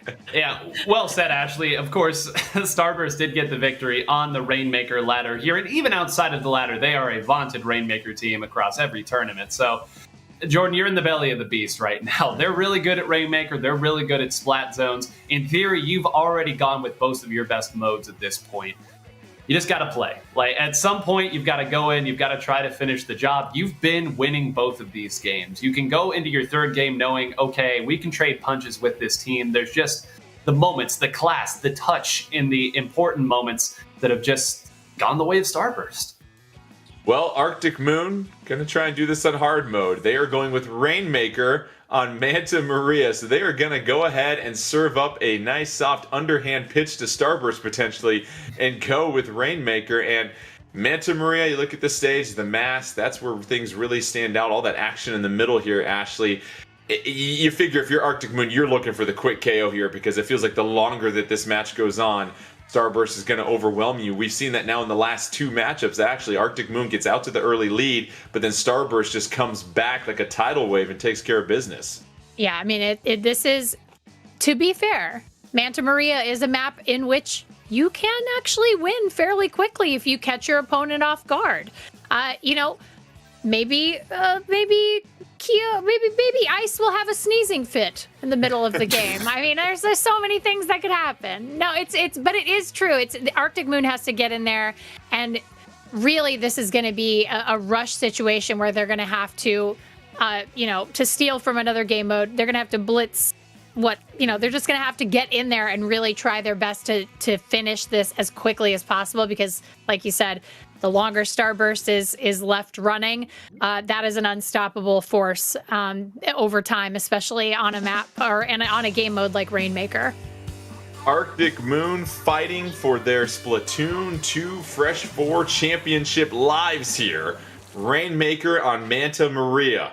We'll see if they can score the upset against Starburst and continue to stay around in this semifinal number 1 matchup. Or will it be Starburst that cruises to a 3-0 sweep early on? It's going to be Ice getting the top positioning, backing up, as we've seen before here, 9. Both teams a little judicious in the early going, fighting for that map control. Yeah, they actually just gave up the Rainmaker pop without any real opposition here, and this just again goes to show that they know what they're doing here. They can give up a little control knowing that they've got Ice's Bomb Rush here to take it right back. We can dodge some of these missiles here, give up a little space, because eventually you are going to come back to us. We're going to put the onus on you to execute perfectly, and hey, with 2 down, that's not too shabby. 4-3 advantage for Arctic Moon. They've got the Rainmaker trying to make that very precarious jump, as you know before, that cuts off a lot of the map. And you see the Rainmaker just sitting there. Very difficult situation and position to grab it. And now Nick is going to retreat, just cover up a little bit more turf. Nick still looking for some empty space, just being very patient. And you see the Rainmaker most likely going to reset here very shortly, because that's a very, as we mentioned before, tough place to Ashley to regain that Rainmaker mid-air deep in the opposition's side of the map. Yeah, that's definitely a situation where you're going to want it to reset so that your team can reset. You can start over with your strategy, figure out how you want to proceed. But right now, Brandroid is he's making his way. Brandroid giving Starburst the lead. You see the Inkjet putting a quick end to that push for Starburst. And now it's Dark that has to play that backline role. And quickly, you imagine if you're Arctic Moon, you want to make sure you play some solid defense, snatch that Rainmaker here, 9, and think about what kind of push you're going to make. Went out right there. You saw two people go down. Bran was waiting that entire time right next to the Rainmaker for the other members of Arctic Moon to go too far ahead. They're starting to wise up to his tricks, but even in that scenario, Bran was able to get a trade, and that's really made this entire push start on the wrong foot. Penta missiles coming down. Twig trying to backpedal a little bit. Booyah bomb coming from Twig. Here is Dark trying to scale the leap and just falls a little short, and we all know what happens when Inklings get into water. Well, you go ahead and get a preset of that Rainmaker nearly. Here's Brandroid sitting there, can't quite pop it. Twig also goes down. So you see Inklings getting splatted left and right, and now here, if you are Arctic Moon, you have a chance to sneak by, and that's exactly what they do here, Ashley. I mean, this is this has been a very good matchup between these two teams. I'm really enjoying how well Arctic Moon is responding to Starburst. Arctic Moon trying to stay alive. Starburst up 2-0, one more win, and they go to the finals. Rainmaker in possession for Starburst. And we'll see if they continue to go the same route with that jump on the right side of the mast, or if they'll try to take it right through the middle of the ship. Here is Nick. He sees the Rainmaker right there. Still needs to be popped and trying to go a different route here, 9. Is it good? Is it wise to change the way that you're going sometimes, as we see 4 Inklings get splatted? Right. The name of the game with Rainmaker is spontaneity, right? If you see people lined over on one side, you've got to go the other way. And frankly, I think it was the right call. I'm not sure if it was a bomb or something else that took out Ice, but there were points to be had. So right now, Arctic Moon in the unenviable position of just hang on. They're going to have to hang on for more than a minute. Sometimes that's 30. a viable strategy. Sometimes that's a viable strategy. Hey, it got me through college. Here comes Brandroid moving forward with that Rainmaker. Still can't quite take the lead, and the tie for a second, but because Arctic Moon got to 53 first, Starburst sitting there at 54. Oh, and that is a complete wipe, 9, exactly what Arctic Moon is looking for. Oh, and Dark on the Squiffer there had to hit that shot exactly when they hit it in order to keep the lead. So you can bet there was a pop-off after that shot was hit. And great job by Arctic Moon fading back towards the Rainmaker. One does go down to a bomb here. It's going to be a 3v4. They're just going to try to put this Rainmaker in an unenviable spot. But look at how fast Starburst is taking their side of the map. Under a minute left. Starburst trying to make one more push, looking for the 3-0 sweep. It is still 4-4 on the map. One special ready to go. Here comes the Ink Armor. Now 4-3 for Starburst. They're going to have to act fast here. Let's see if they can coordinate their attack just enough. You see the small landing zone. And that is it. Starburst has taken the lead with just over 30 seconds left. Ashley, now it's up to Arctic Moon. They've got to find something out here very quickly. They're going to have to do a lot of work right here. At least Brand's down. I mean, there's some opportunity here, but they do have a lot of work to do. And how about that, 9? You almost saw an opportunity for Arctic Moon, but how about Starburst still rising up? And now here is probably the last push of the game for Arctic Moon, potentially this entire tournament for Arctic Moon. Can Dark guide them into the lightness, or will it be the Tenta missiles that keep them at bay? We're gonna head to overtime here in just a second. Dark still just trying to stay behind their teammates. You've got all 4 members of Arctic Moon on the map. Dark is gonna have to be nearly flawless with these launches of the Rainmaker. You see a couple of splat bombs coming down. Dark has to time up this jump. Dark trying to scale the mountain. Here comes Dark. Dark has an opportunity, pinned into the corner. Dark still needs to make up some more ground. Is it going to be enough? It's down to 3-3 on the map, and no! Dark gonna fall overboard, and so do the tournament hopes of Arctic Moon as Starburst gets the win and the 3-0 KO. How about that defense down the stretch, Ashley? breaks my heart. That breaks my heart to see that. I hate to see it. I don't love to see it because really that was a push that was happening. That was a thing that could have been a conversion to a win. I'm so bummed. Oh man, we got to get some rails up on the Manta Maria, guys. We got to call OSHA. Wow. Nine, what did you see in that final 30 seconds plus overtime down the stretch there? Tragedy. That's what I saw. That was, I mean, I want everybody to kind of go back and look at all the things that went poorly for Arctic Moon. They executed so well to give themselves an opportunity. Ice grabs the Rainmaker, pushes it a few more points. Now suddenly you have to be even more judicious with your push. You get 3 members of the enemy team down, and then one of you goes down to a wayward splat bomb that slows your Rainmaker down and doesn't allow you to advance it further. Then when you finally get your jump back in and get one person down, the momentum from the Rainmaker pushes you off the map. Just so many things that went poorly for them, but you don't want to say it was a close 3-0. You hate that phrase, but every single game, Arctic Moon had a lead at one point, and I think that shows you exactly the level of all of these teams. Let's go ahead and take a look at the final bracket from this semifinal one as we see Starburst advancing to the finals. And we want to thank Arctic Moon for participating. They'll take home one of our 2 second prize winning packages. As we mentioned, you'll get a second prize trophy for Fresh 4 Championship 2021, Splatoon 2 themed suitcase, and the custom painted Splatoon 2 themed Nintendo Switch Pro controller, and the Splatoon 2 themed wall banner. So Starburst will be sitting in grand finals. Who will they face? Will it be not FT Win or will it be Good Morning? We'll step aside, but when we come back, we'll bring you the second half of our semifinals bracket between those 2 other squads as we continue along on the Splatoon 2 Fresh 4 Championship 2021.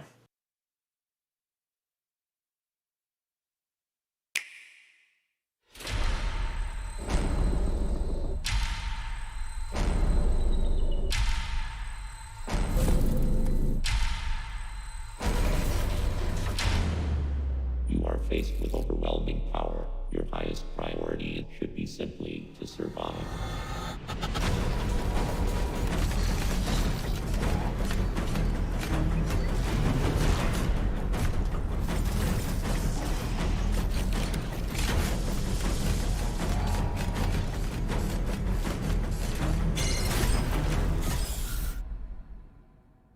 There may be a very small opportunity to escape. Don't let your guard down.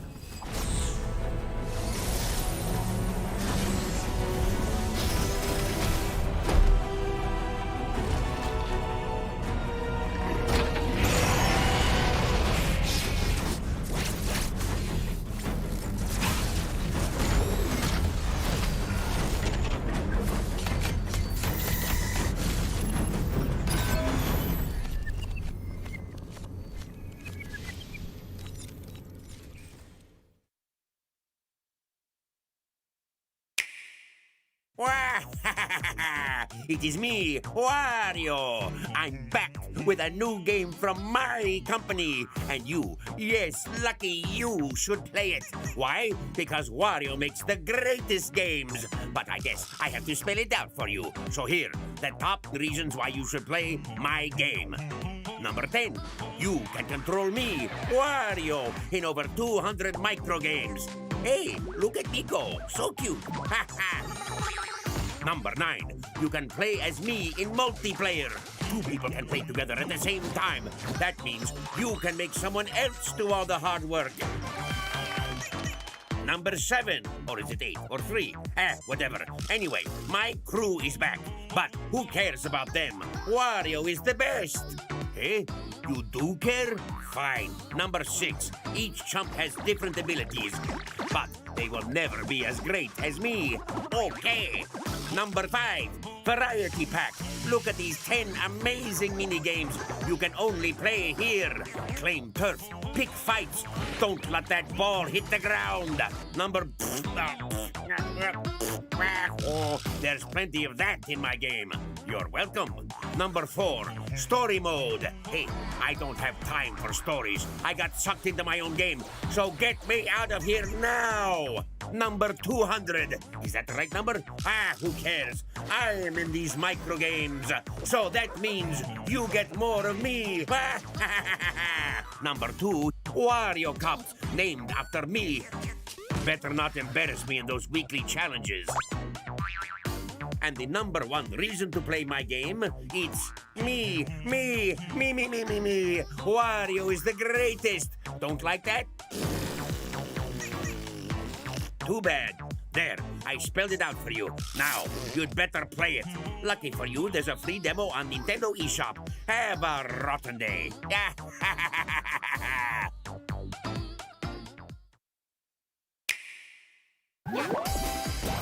Mario and friends are back. Party it up in this Superstar collection of iconic Mario Party boards and mini games. Mario Party Superstars.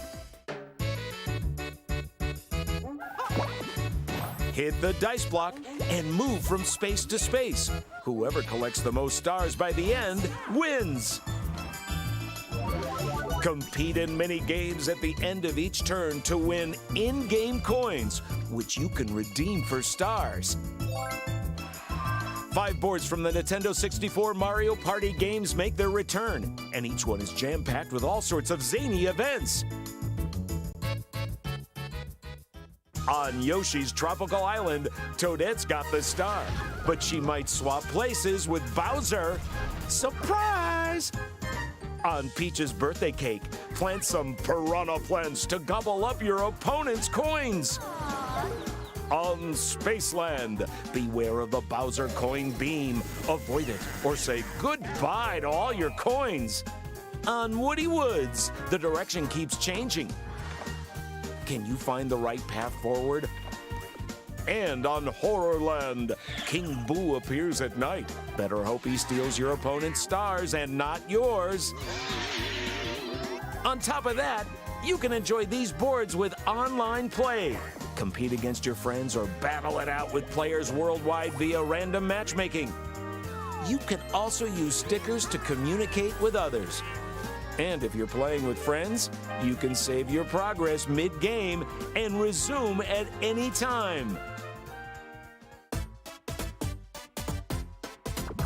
Pull faces to match the example in Facelift. The last one jumping wins in Hot Rope Jump. Find an opening and push through the crowd in Pushy Penguins. Goombas galore, count them all in Goomba Spotting, along with free-for-all mini-games. There are others where you'll split into teams, work together in 2 versus 2 or 3 versus 1 mini-games. Enjoy 100 specially curated mini-games from across the Mario Party series. Want to just play mini-games in a variety of courses? Head on over to Mount Mini-Games. Here's a glimpse at some of the courses. Keep up the win streak against your rivals around the world in survival. Challenge other players worldwide in mini-games that rotate every day in Daily Challenge. Team up to come out on top in the 2 versus 2 team battle tag match. Or play special mini-games you won't find on the boards in sports and puzzles. And what's more, all of these support online play. Whether you're enjoying the festivities solo or it's one great big bash, you're in for a blast from parties past. Mario Party Superstars. Get the party started on October 29th on Nintendo Switch. Pre-orders are available now on Nintendo eShop.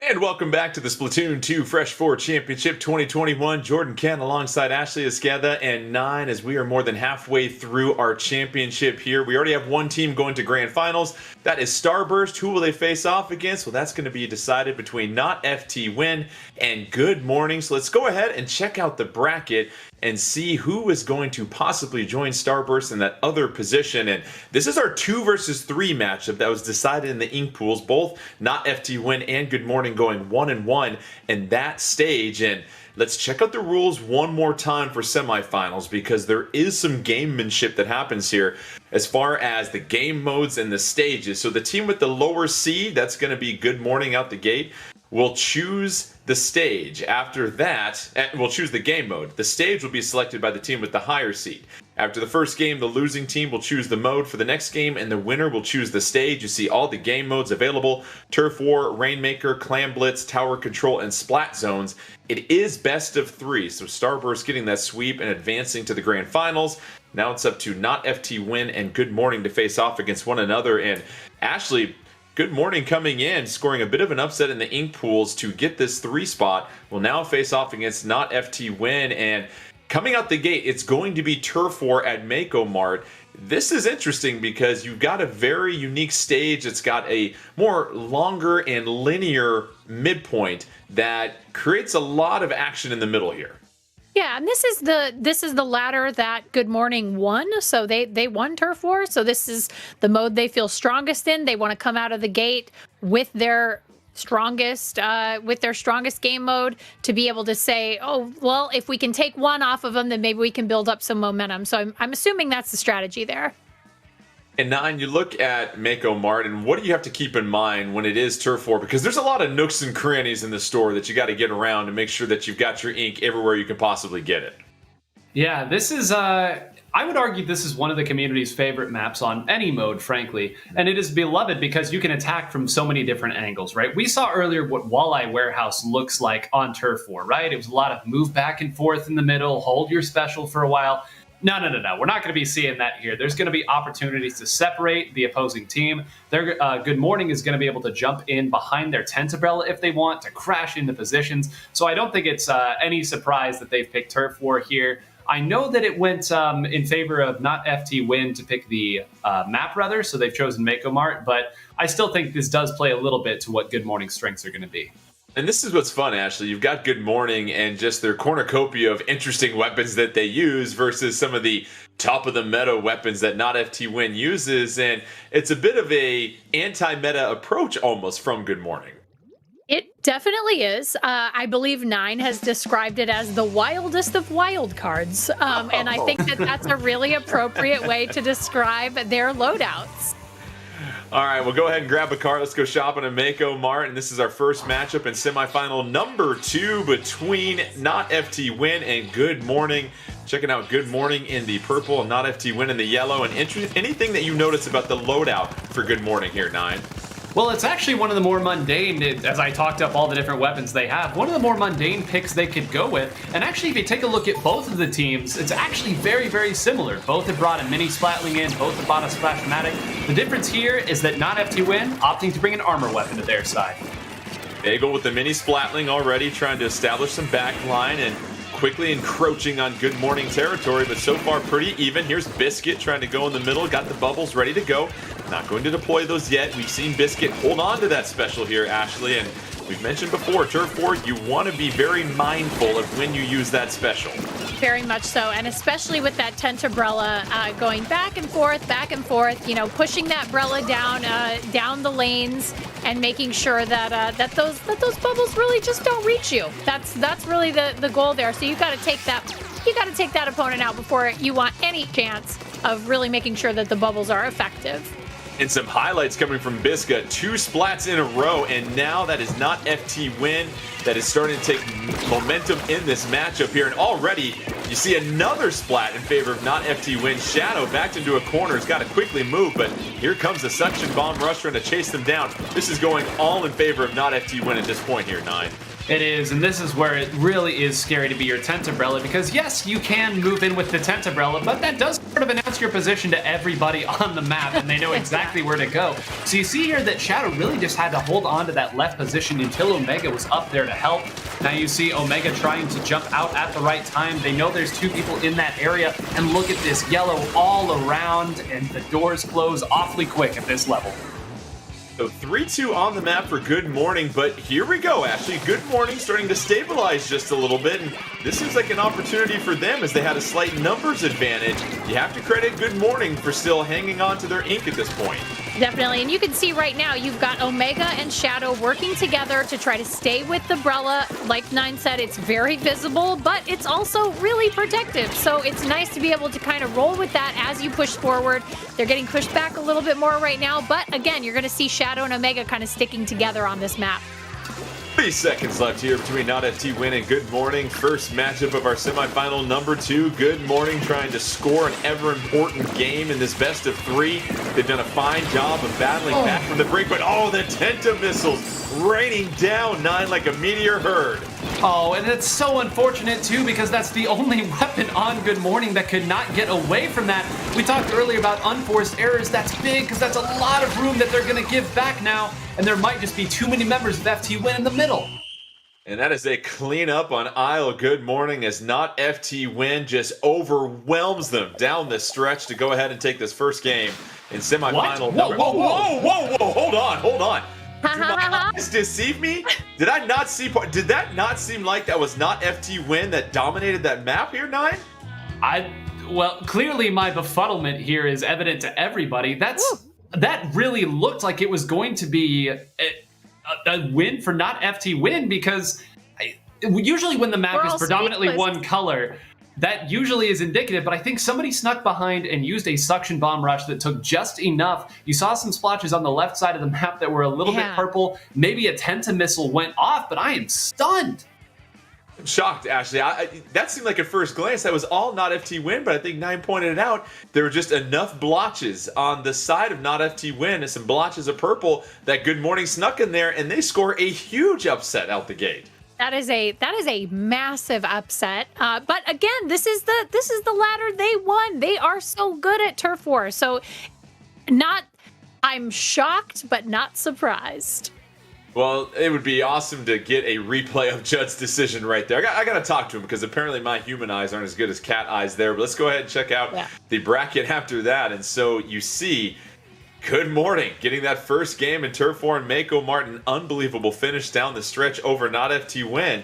So now they're just 2 games away from going to the finals to take on Starburst. So now the mode decision will come down to Not FT Win's choice, and the map will be chosen by Good Morning. So if you're Not FT Win here, Nine, is there any mode that you're maybe keeping an eye out for?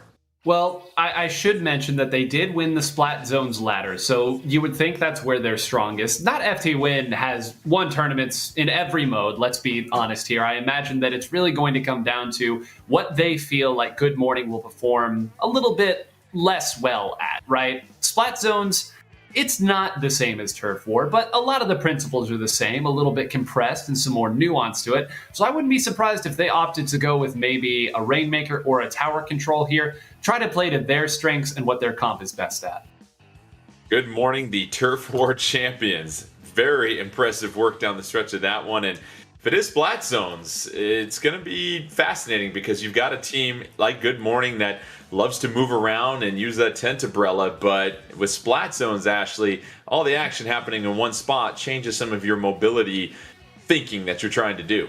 It definitely does, and also you're forcing all of your gameplay to sort of happen right there in that Splat Zone, so maybe a little bit of your strategy changes. I don't know that Shadow would play Tent Umbrella on something like Splat Zones, so it'll be interesting to see what they choose. Well, we are being told it will be Tower Control on Inkblot Art Academy. So this is a matchup of map and mode that we saw in semifinal number 1, and we know how difficult it is to get to that third checkpoint here, Nine. And so when you're trying to make that push to that final checkpoint, it always seems like in every map, there's that one particular checkpoint. You feel pretty confident if you can secure that. What do you have to keep in mind as you're making that transition from checkpoint 2 to checkpoint 1 in Inkblot Art Academy? Yeah, it's a great question. And really, Starburst played it the exact way that they needed to earlier. So I'm just going to say copy what they did here. Understand that your most important resource is somebody on the tower to keep it in a relevant position, right? The opponent has to come to you eventually, or you're going to win the game. So keep control of that tower. Play ahead of it here, and in particular on Inkblot Art Academy, understand that if you're controlling the high ground, the opponent's not going to be able to get down without dealing with you, and that can buy you precious seconds. And that's what we saw when Starburst overwhelmed Arctic Moon in our semifinal number 1, Ashley. They really extended their attack once they had the tower. They didn't want to just hunker down by the tower. They're really pushing the distance and maximize the range on their weapons, and maybe a little bit of game film that you can use if you are not FT Win here and you're trying to turn the tide in the semifinal number 2. I mean, if you're Good Morning, use the great ability you have in Turf War to try to generate all of that space ahead of the tower, right? You have to use the ability that you have, the skill that you have, the thing that you're really good at, and try to translate that into a game mode that maybe you're not as confident in. And so, obviously these are all really great teams, and they're going to be fighting for that tower nonstop from start to finish. But at the end of the day, use those skills in Turf War and translate them to tower control. We'll tie up that smock and let's go ahead and take a visit to Inkblot Art Academy. A little tower control here. Can not FT Win get back on the board and tie things up at 1-1? Or can Good Morning beat everybody awake and get to a 2-0 advantage? We'll find out. You got Good Morning in the purple, not FT Win in the yellow, as we see 2D just very methodically inking some map here at this point, and already an ink armor being deployed, not wasting any time there, 9. No, not wasting any time at all. And, this opening control here, you could have probably said was going to go in favor of FT Win. They aren't running a true backliner here. Bagel is on the mini Splatling, but it doesn't have the range of Lux's heavy Splatling that just chucked the Booyah Bomb all the way across the map. So in terms of simply controlling the middle area, you're going to see not FT Win doing that with, I would say, relative ease. But are they going to be able to go through the teeth of that Good Morning defense? Not FT Win getting the first checkpoint, but now the tower being ridden back to neutral by Good Morning. And Good Morning with a 4-2 advantage, and Ashley, no better time for a push than right now. I mean, hey, that's when you got to move the tower, when there are as minimal amount of opponents on the map as possible. When they're respawning, get on that tower and move it forward as quickly as you can. Checkpoint number 1 cleared by Good Morning, and they look to take the early lead as they start to encroach on the 60s. FT Win trying to push them back just a little bit. Bagel seeking the higher ground. Has some Tentamissiles ready to go. Deploys those. Gets some help with their buddy jumping in. And now it's Bagel still trying to back up. And some purple Tentamissiles coming in. Good Morning doing a good job of just sustaining that push. But now they'll get another chance here, 9, and reload with a few more specials ready to go in just a moment. Yeah. Exactly what the Tentambrella can bring to the table here. That entire time, it was just Tentambrella shield being fired up that uninkable surface. You can't do anything about it when that happens. You certainly can't paint around it, can't paint under it, and all of this pressure they've been applying is simply because not FT Win has not been able to go on that right side. The Tentambrella won't let him. Bagel going back to spawn, now pushing forward to see all 4 members of Not FT Win out there, and down goes a member of Good Morning. And so Good Morning, they're facing a 3-4 deficit. Kyo trying to chase down with that Tri-Slosher. You hear the connection, just maybe one more bucket away from a splat, and Kyo applying that pressure. Now here comes the push, the counter push from Not FT Win, as they start to get the tower. And here it is, Ashley. They're trying to line things up with a numbers advantage. Yeah, you can see Kyo's doing a lot of work with the Slosher, trying to make sure that there are no lanes available for anybody on Good Morning to get around behind them or on the sides. And so, this is classic not FT Win. Kyo is so good at tower control, making sure he's out there ahead of the tower doing the work. All right, not FT Win trying to get to that second checkpoint. They've taken the lead now, 51-66. Just over 2 minutes left here in this second game of semifinal number 2. Not FT Win trying to tie things up, in 9 You're starting to notice something here as FT Win starting to advance this tower. Yeah, we didn't really talk about the double armor composition that not FT Win is running here, but there was one of the best timed armors I've seen all game. It was a 3v4, all members stuck in 1v1s, a timely armor that allowed not FT Win to really crack this game open. Nothing brings a bigger smile to the face of Nine than well-timed armor. Here comes the Tentebrella coming out. All 4 members of Good Morning just trying to hold their ink at this point. They're trying to send the tower back, but it looks like Not FT Win can have a sizable advantage, and this changes the strategy for Not FT Win here now, Ashley, because you can really focus on your defense with just about a minute 15 left. Yeah, I mean, at this point, you really just have to keep them from getting to that 3rd checkpoint. I mean, that's really the name of the game at this point. There's nothing they need to do but play a little bit of defense. They don't really have to push if they want to win. I mean, they could try to go for the KO. That's always nice. But, you know, at this point, it's just a matter of keeping them off of that 2nd level platform. Good Morning going to need everything to go their way with under a minute left and a huge deficit to make up over Not FT Win. Here comes another Ink Armor by 2D. And here comes the push from Good Morning. It looks like Not FT Win in prime position to send it back. And now it's just back and forth at this point here, Nine. Is it all defense, the focus here for Not FT Win here, Nine? Because you got just over 30 seconds left. Yeah, it's defense, but you can't be passive, right? And I think it's very easy to conflate those two. You've seen they're throwing bombs, they're moving up, they're getting a couple shots off on somebody, and they're making it very difficult to know where the attacking lanes are. You see Kyo all the way at the bottom of the map there because he got in an engagement on that side. And you see right here with just 10 seconds left, Jordan, that's a very yellow map on the middle, and now Biscuit's going to try to put an exclamation point on it. Yeah, Biscuit trying to lock things down with that Booyah Bomb right in the middle, and he is going to close off the door to the club as we head to overtime, but then the double splash with the well-timed Booyah Bomb is going to put Not FT Win on the board and tie up semifinal number 2. We know who won this time, Judge. You're not going to fool us. That is Not FT Win with that victory, and how about that, Ashley? That push midway through was just enough, and then you love the way that Not FT Win changed their play style once they snatched the lead from Good Morning. Yeah, I mean, they had such a sizable lead that it really just became about controlling that little area, the patch between checkpoint 2 and checkpoint 3. If you can control that, you're going to be fine. You literally watched as you're just sitting there waiting with a Booyah Bomb and just, hanging out. They're just hanging out, check the watch, maybe have a snack. They're just calmly watching what was going on. And then finally it was like, okay, now it's time. You toss that right in there onto the tower. Game's over. And Nine, that's a really great call out by what Kyo was doing. It seemed like Kyo was on his own little island over there, just chilling. But you mentioned seeking out those opportunities for engagement to really, it seemed like just keep Good Morning in disarray. They never really felt like they came together on a very choreographed, coordinated attack late in that game. Right. For those of you who checked the scorecard there at the end, 15 ink armors for FT Win. 15 ink armors. And it is so difficult to fight a team that seemingly always has ink armor up, especially with the composition that Good Morning was running. We talked so much about that Tentebrella needing to break through with the Tentebrella. They're not going to be able to fight their way through the members of FT Win. They're too good at the game. They have the right weapons and they have ink armor. It was a great strategy that they employed. And like you said, Ashley, once they got the lead, never really in jeopardy of losing it.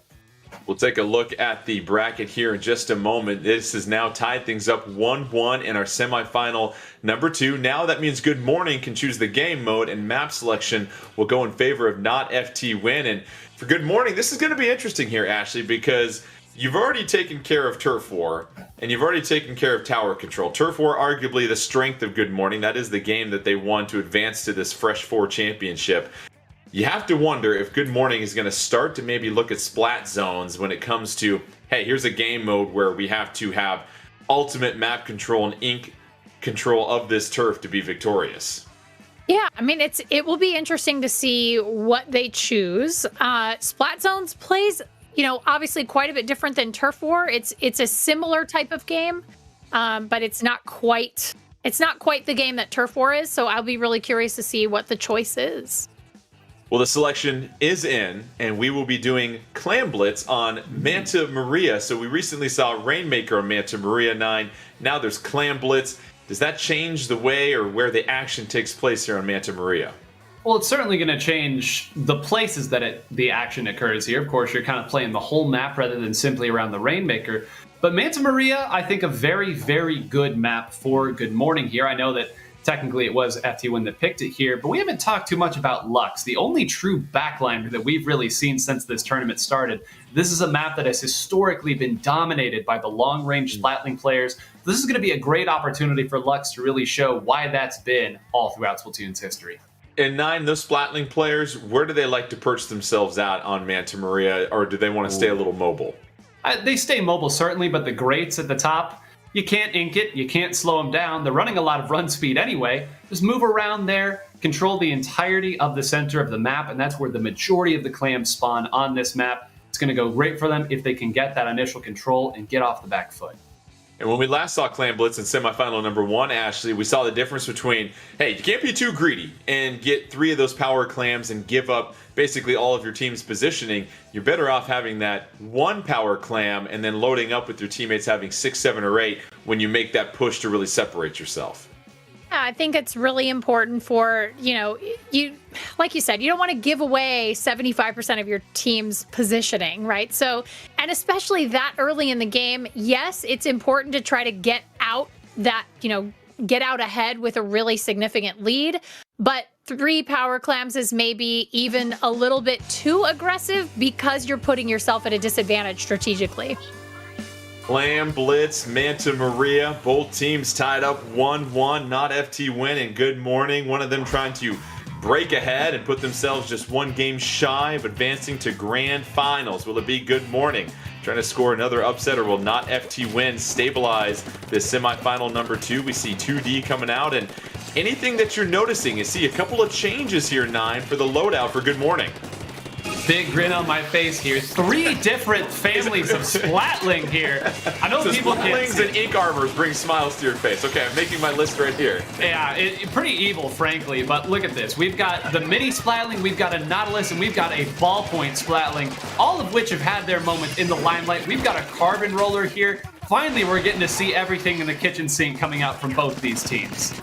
Good Morning trying to find something to eat in the cupboard and put together however many ingredients as they possibly can. You see not FT1 in the yellow. Here's Bagel right now. Sights on Good Morning, but now we switch to Keen. Keen with that power clam gets splatted, so that's a 4-3 advantage on the map right now for not FT1. And actually, it seems like not FT1 is going to really try to make their push here now that they've gotten the numbers advantage.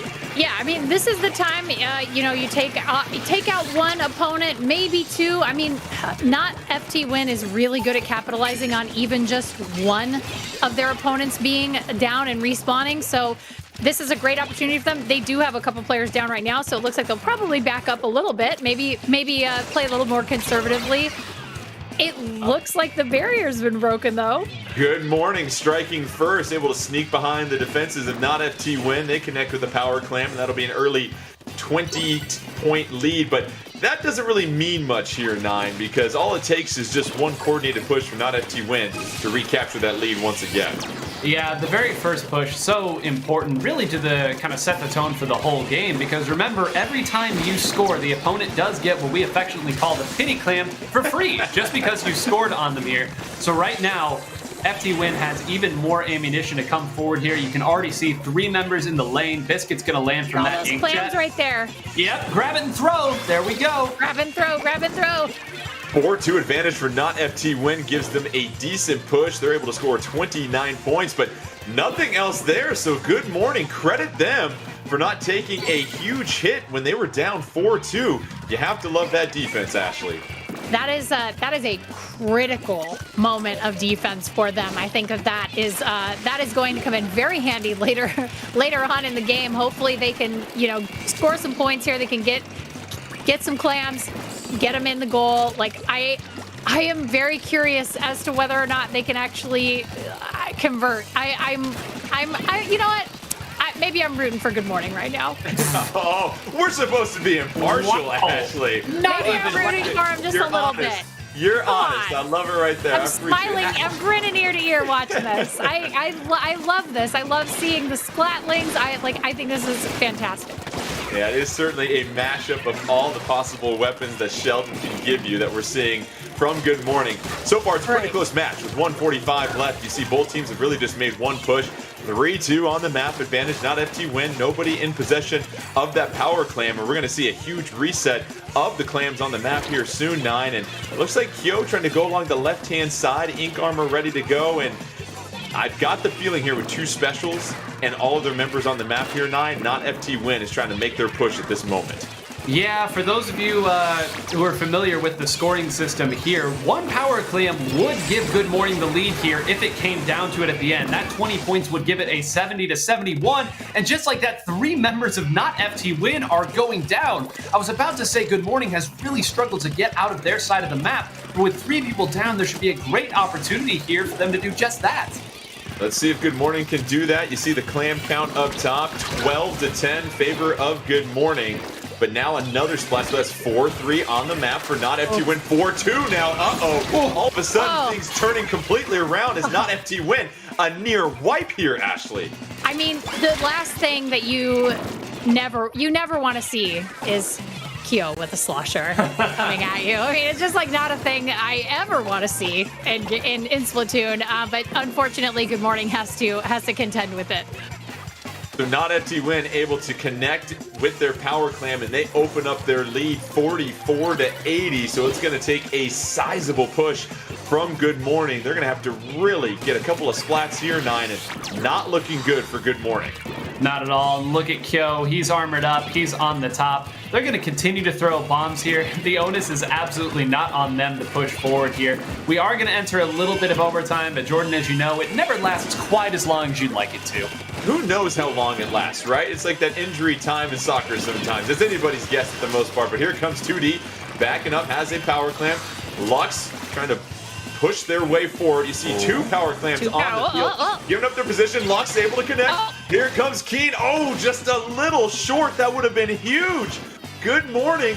They've got a few ticks on the clock, but it's not going to be enough. Not FT win, able to hold the fort down, and looks like Clam Blitz and Manta Maria was on the wrong side of the bed for Good Morning, because not FT win extending their lead 2-1. That's now 2 straight wins in a row, 9, and Good Morning just not quite enough down the stretch. Not quite enough, and they've really made a valiant attempt there at the end. As you see a ridiculous scoreline there from Biscuit at the top, 14 splats and assists. You saw them push in there at the end very incrementally. They had the hammer there, the ink stamp that people like to use to try to push their way through. But when you have to score that many points, right, you need to check every box. You need the opponent to make an error. And really, you need 3 or 4 members of the enemy team down. Not FT win, not the type of team to just give that to you for free. You saw, even though 1 scored, and even though that second power clam could have gotten close, there was nobody left to follow it up. A very comfortable defense there for not FT win. Now, Ashley, this sets things up for either Splat Zones or Rainmaker moving forward for our final 2 games. It will be interesting to see which game mode Good Morning will choose, because it is now a 2-1 lead for not FT win. If they can get 1 more game, they'll face off against Starburst in our grand finals. But, you know, you're seeing enough from Good Morning. It just feels like they get that initial push, but then all of a sudden not FT win is able to take care of business. Yeah, it's, you know, it really looks like they get that momentum going. But then there are these sort of unforced errors that we're seeing, or you really see not FT win taking advantage of even the slightest misstep, right? It's like they're so good at capitalizing on these, like, just so minor, they're just tiny, minuscule things that make the difference for not FT win. They will kick open a door if you let them, and that's exactly what happens time and time again with them. So we have our next game here. It's going to be Splat Zones on Black Belly Skate Park, and 9. This is always really fun because there's a lot of different things you have to navigate. You've got dual Splat Zones, so that always makes for a lot of fun here. It is a lot of fun, but I will say, because of the way that this format is, they got to pick Splat Zones, they being Good Morning. But Blackbelly Skate Park might be the best map in the game for Kyo's Bucket if he chooses to go with it here. That is a weapon that is dominated since Splatoon 1 on this map. So you know they were happy to have that pick in their back pocket here. The onus is really going to be on Good Morning to get their backliner Lux at that top middle area where he can kind of dictate the flow of the game. If they don't get control of that, they're going to have a heck of a time even getting back to zone, much less holding it. Yeah, in the dual splat zones, Ashley, you have to split your attention. You really can't just focus on one spot. You've always got to think east to west, left and right. And if you've got some frontliners that aren't able to really break through, that's going to make things difficult. And as Nine pointed out, you've got to get your people in the right positions if you want to have success here. And that's going to be difficult to do on this map, considering the loadout that Good Morning likes to go with. Yeah, Lux is going to have to work really hard to create lanes for everyone else. Because he's a backliner, he's not going to be roaming back and forth with his teammates. So it's going to be really critical for Lux to create those lanes, to really call out what he's seeing when he's perched. If he can get up and get established, it might make the difference. Game 4 between Not FT Win and Good Morning in semifinal number 2, a victory here, and Not FT Win advances to the grand finals. This is a map that Nine has said is tailor-made for Kyo in that Tri-Slosher.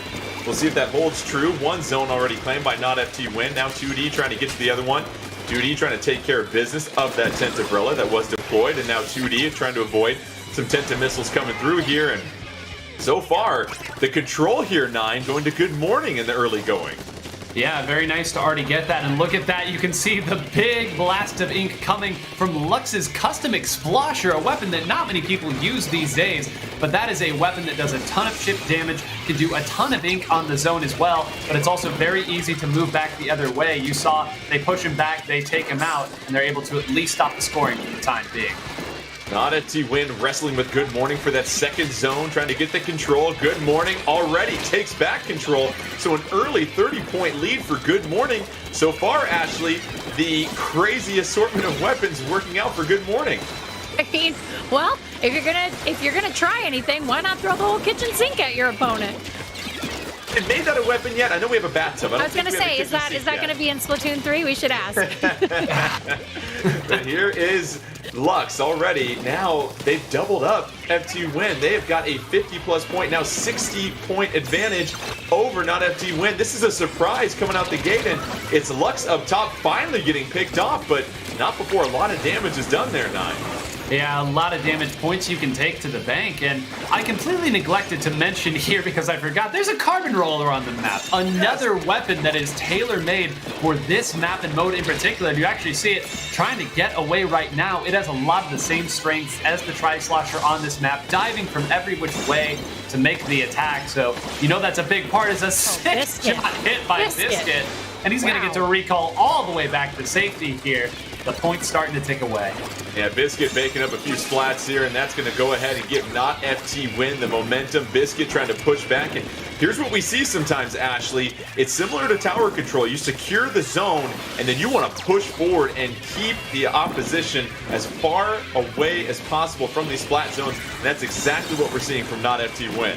Yeah, and obviously the penalty really makes such a big deal. It's such a sorry, I can't even talk right now. I'm so excited to watch this game. I know, I'm just like, oh man, like I'm so interested in what's happening.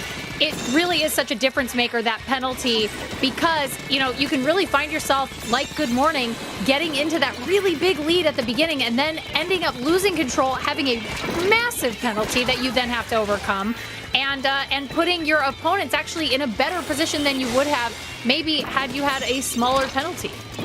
Yeah, essentially 65 seconds is the amount of time that Good Morning's have to make up if they want to take the lead back from Not FT Win. And sizable penalty as well, too, for Not FT Win. This is going to go back and forth, but Good Morning seizing control again. 4-4 on the map, minute 40, still just enough time left. They can sustain this push, but if you're Not FT Win, do you change your playstyle at this point here, Nine, knowing that you've got such a sizable lead? Maybe so. I actually thought they made the right play there in using Biscuit's Inkjet at the same time as the missiles to try to move around the members of Good Morning, but Good Morning didn't actually give up that much ground as a result, and you saw Lux get a huge pick. And look at this, Keen is rotated back here to make sure this spot is safe. Now Lux is back in position. Just a few seconds left. If they can ride out this wave of specials, they might steal the lead right back. About the turnaround by Good Morning. They snatch the zones away from Not FT Win, and now they are just 8 seconds away from taking the lead. Not FT Win got to take these zones or else Good Morning right there, and this might be it. What a push by Good Morning, but Not FT Win trying to wrestle for control. This is exciting here. Less than a minute left, and you've got Not FT Win 1 game away from going to grand finals. It is still right there. Good Morning trying to fight for their tournament lives. And how about the display that we're seeing from Not FT Win here right now, 9? Wow, and they actually do get it 17 to 18. Snatches the lead. But see, okay, this is the scary part, though. You got the lead. You're emotional right now. You have to finish the game. You have to execute 20 seconds plus overtime. More than enough time. And you see right there, the Carbon getting a nice pick, needs to find another, and might have. I believe Omega just got a huge double, and that's going to maintain map control. Jordan, I think they might have this.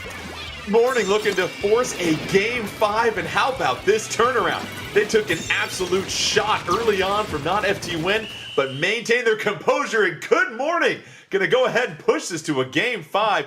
What an incredible comeback, Ashley. They were able to take everything that Not FT Win threw their way and handled it with exact precision. My heart is pounding right now. I felt like I was playing that game. I was like, it was so intense. That was an amazing set of plays. I have to say, Lux really made a couple of critical splats that made it possible for them to push forward, to take control back, and then to hold it for the rest of the match. So remarkable turn of events as Good Morning. Many people thought the scrappy underdog coming into this fresh 4. They are just 1 game away from taking care of business against Not FT Win. Listen, I know 9, they're missing a couple of their normal members, but still, this would be huge if Good Morning is able to get past Not FT Win and get to the finals. We now know that it's going to be Rainmaker for the final game mode. What map? We're not quite sure, but how about what Good Morning was able to do? Because now as we get set for Rainmaker on the Reef, it's anybody's chance here to move on to the finals to face off against Starburst. It is, and I mean, what a, like, unless you've been in that situation where 1 more point is the difference between winning or losing here. Everyone is throwing everything they have at the zone. A couple people trying to search for picks. I mean, what great composure. We've talked about that word so much here, but I, again, will give the gold star to Lux on that Explosher. That is a weapon that can take an entire zone in just 2 sloshes here. It's what the weapon is made to do. Gave them just enough pressure to make sure that more members of FT Win had to fire at their zone, but the rest of the team had to come through. They did, and you said it. We know exactly what map and mode it's going to be. Everyone knows. No more secrets. Oh, boy. It is a way to solve math problems now. You can do guess and check. It absolutely works. So now it makes it 2-2. We know the rules here in the semifinals, single elimination. So whoever can win this game, this 5th and decisive game 5, will move on to the finals to take on Starburst. It will be Rainmaker on the Reef. And again, actually, smaller stage. You've got that bridge. We've talked about it before. It's that 3rd checkpoint in the Reef that is so hard to get past. But if you can do that, you can really dictate the way that you want to play the rest of the game. Yeah, I mean, Rainmaker on the Reef is, it's tight, right? It's very claustrophobic. You've got that Rainmaker that can really carve a pretty big path on the Reef because it's a smaller map. I think it'll be really interesting to see how these teams capitalize, where they take the Rainmaker, and what their strategies are against each other. Rainmaker, Reef, loser swims home as it's Not FT Win versus Good Morning, who will move on to the finals against Starburst. And it is a sprint to the Rainmaker to start this match here as Keen trying to take the high ground and just cover as much turf as possible to build up those Tenta missiles. He'll deploy them, and here comes Keen trying to move forward now. Keen trying to line up some of those Rainmaker shots, and this seems to be already a pretty coordinated approach by Good Morning out the gate here, 9. Yeah, they got a really early Rainmaker pop, and I believe it was actually Biscuit that they took out. It was whoever's playing the Kensa 52. So already 43 points here. That typically isn't a winning push on this map, but showing some stuff. There's an Ink Brush, or sorry, an Octo Brush, a Kensa Octo Brush to be specific, on the map right now, really bringing out everything they have for this pivotal game. Beautiful. As we said before, there are these pseudo checkpoints in Rainmaker where if you can get it past a particular point, you know what, you're going to have a very sizable advantage. And 9:43, nothing to sneeze at out the gate here on the Reef. No, nothing to sneeze at all. And I think they are going to have an easier time defending here because, again, there are very obvious ways that the Rainmaker has to go. Ashley, I believe you talked about it here. You can put the shield right there, stick somebody behind it, and pretty reliably bank on the fact that you're going to be okay on the defensive side. But, of course, easier said than done against a team like this. And this is what's fascinating is you saw Good Morning here, Ashley, sprint out to get that Rainmaker and try to push it forward as fast as they can. And now they're just kind of sitting back, happy to play defense. And even though Not FT Win has the Rainmaker, Good Morning in prime position to try and stop this push. Yeah, I mean, it's actually a good strategy. You know, you burn down the clock a little bit. This is a map where you can run the Rainmaker pretty quickly. So if Not FT Win gathers any momentum, it could be over. So what you want to do is you've got that lead. You want to burn down some of the clock as much as you can, reset the Rainmaker, and do your best to try to keep them from gaining any momentum at all. Not FT Win. Still being patient. They don't want to grab that Rainmaker quite yet. They want to get a numbers advantage before trying to advance. You see the shield off that Rainmaker. It's ready to go at any point. 2D decides to go with it. Is this the push that Not FT Win can have? They're flirting with the lead. Oh, but they are stopped just 3 points short. How about the huge splat by Omega here, 9? Yeah.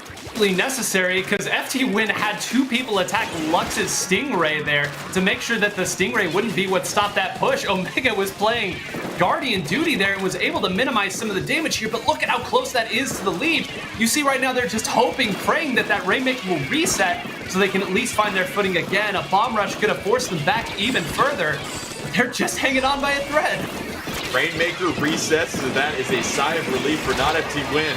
But Good Morning, they can't relax quite yet because here comes Not FT Win. Not FT Win. Oh, just 2 away now this time. So another last-second stop by Good Morning. And Ashley, it feels like this is Good Morning that has now lost the lead. Not FT Win, just 8 away. It is back and forth. Winner of this game advances to grand finals. The pressure is all on Good Morning, though, here, Ashley.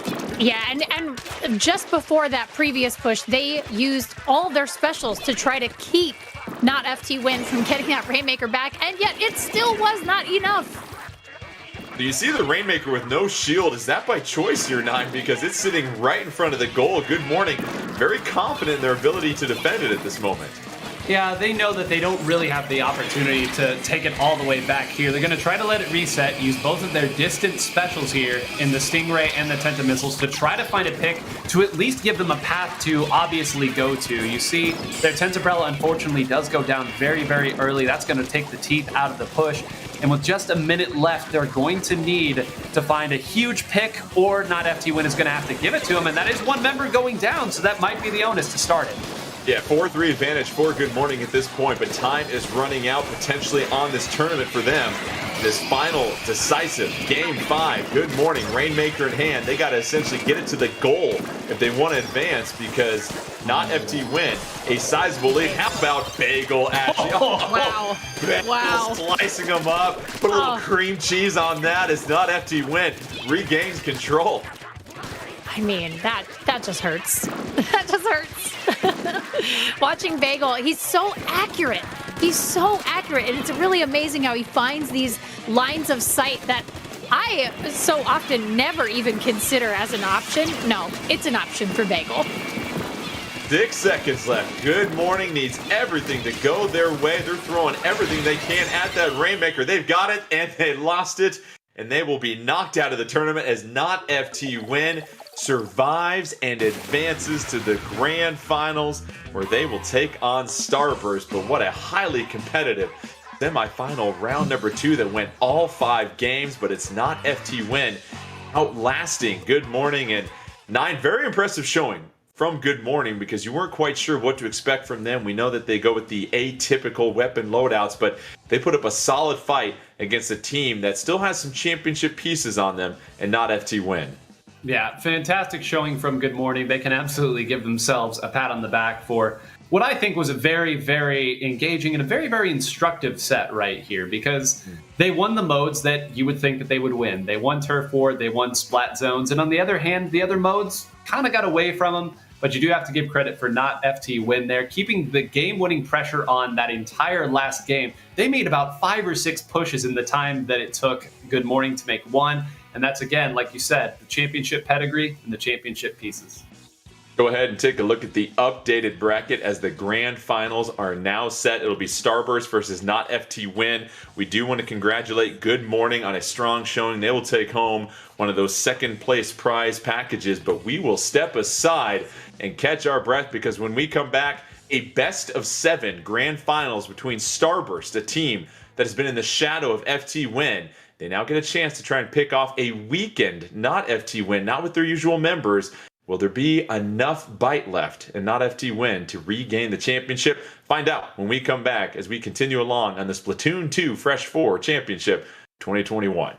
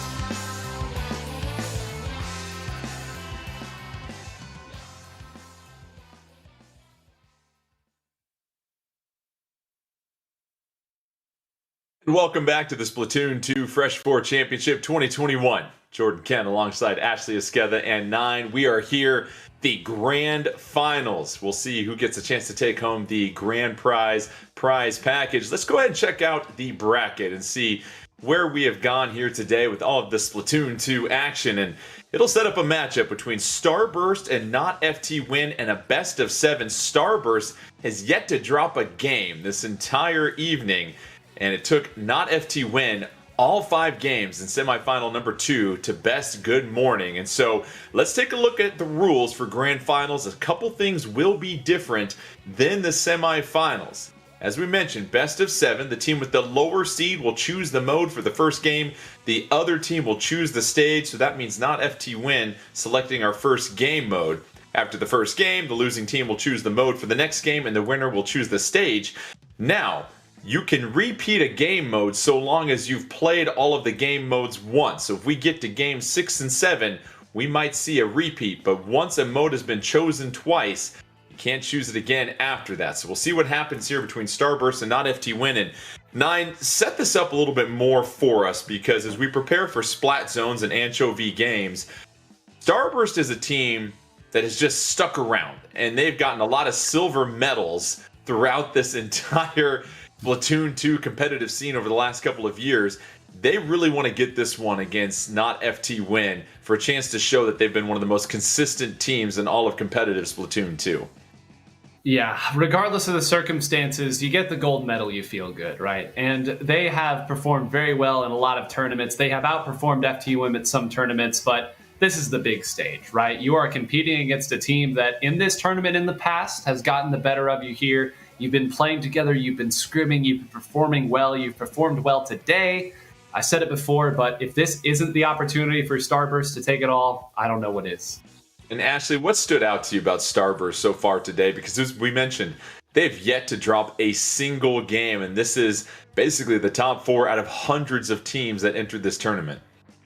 I mean, for me, it's the lack of unforced errors, right? We just haven't really seen them make mistakes. Like they've really played clean games that have been technically almost perfect. And so it'll be really interesting to see the clash between them and Not FT Win, because Not FT Win is really good at taking advantage, and they are also very good at, I argue, building momentum. They're a team that seems to really kind of thrive on that, forward momentum. So if they can come out of the gate really strong and maybe take the first game, it could be the difference maker. 9, Splat Zones, Anchovy games. You obviously have to show up with a bag full of quarters so you can have fun, but with one Splat Zone, it changes the strategy, because the last time we saw Splat Zones, there were 2 of them on Blackbelly Skate Park. What are you thinking about strategy-wise when there's really only one central space that you have to ink? Yeah, it's a great question. And I mean, bring a bag full of quarters and then bring a bag full of suction bombs, because that's what we're going to see a ton of. We're going to see a lot of suction bomb rush here from both teams. It's one of the few things that can take this pretty big zone in the grand scheme of things. It's one zone, but it's big even amongst the one zone maps. There's going to be a couple members of each team, probably Brain and Kyo, whose main job is going to be to disrupt anyone who's trying to build their specials and not let them get the take back for free. Splat Zones, Anchovy games, game 1 of our grand finals. The undefeated team of Starburst taking on Not FT Win. Sure, missing some of their members, but they still have that championship pedigree. Let's get this thing rolling here, and already you see the quick advance by Jared, able to ink the zone first. Nobody yet taking quite control here, Ashley, but here comes some early Tenta missiles as Starburst able to take control to start this game. Yeah, or some early Tentos. Also, I am really excited to see Ice on a Charger. You don't see that too often these days, but that's a classic Ice weapon, and so I'm really excited to see what he does with that. Now it's a 4-3 advantage on the map for Not FT Win. They've regained control, and now they've taken the lead here, 9. Yeah, they've taken the lead, and actually, I'm so glad you pointed out that the Charger is out now, because Kyo has gone back to his sloshing machine Neo, and this is not a weapon that he brings out all the time. It is, of course, a very strong main weapon, but it has a bomb rush as well. So trying to contribute a little bit to that. Both of these teams bringing out all the stops here early on in this championship set. Breaking out the classics, Nine. The classics. Yes. Kyo trying to turn that sloshing machine onto the splat cycle here as it's now 4-4 on the map and the lead going back to Starburst. So already some back and forth and a 27-second penalty on Not FT Win. It looks like actually Starburst finally starting to get comfortable in this opening game. Yeah, they are looking a little bit comfortable, but I will say, I would never, ever underestimate Not FT Win, and I would never get comfortable against them.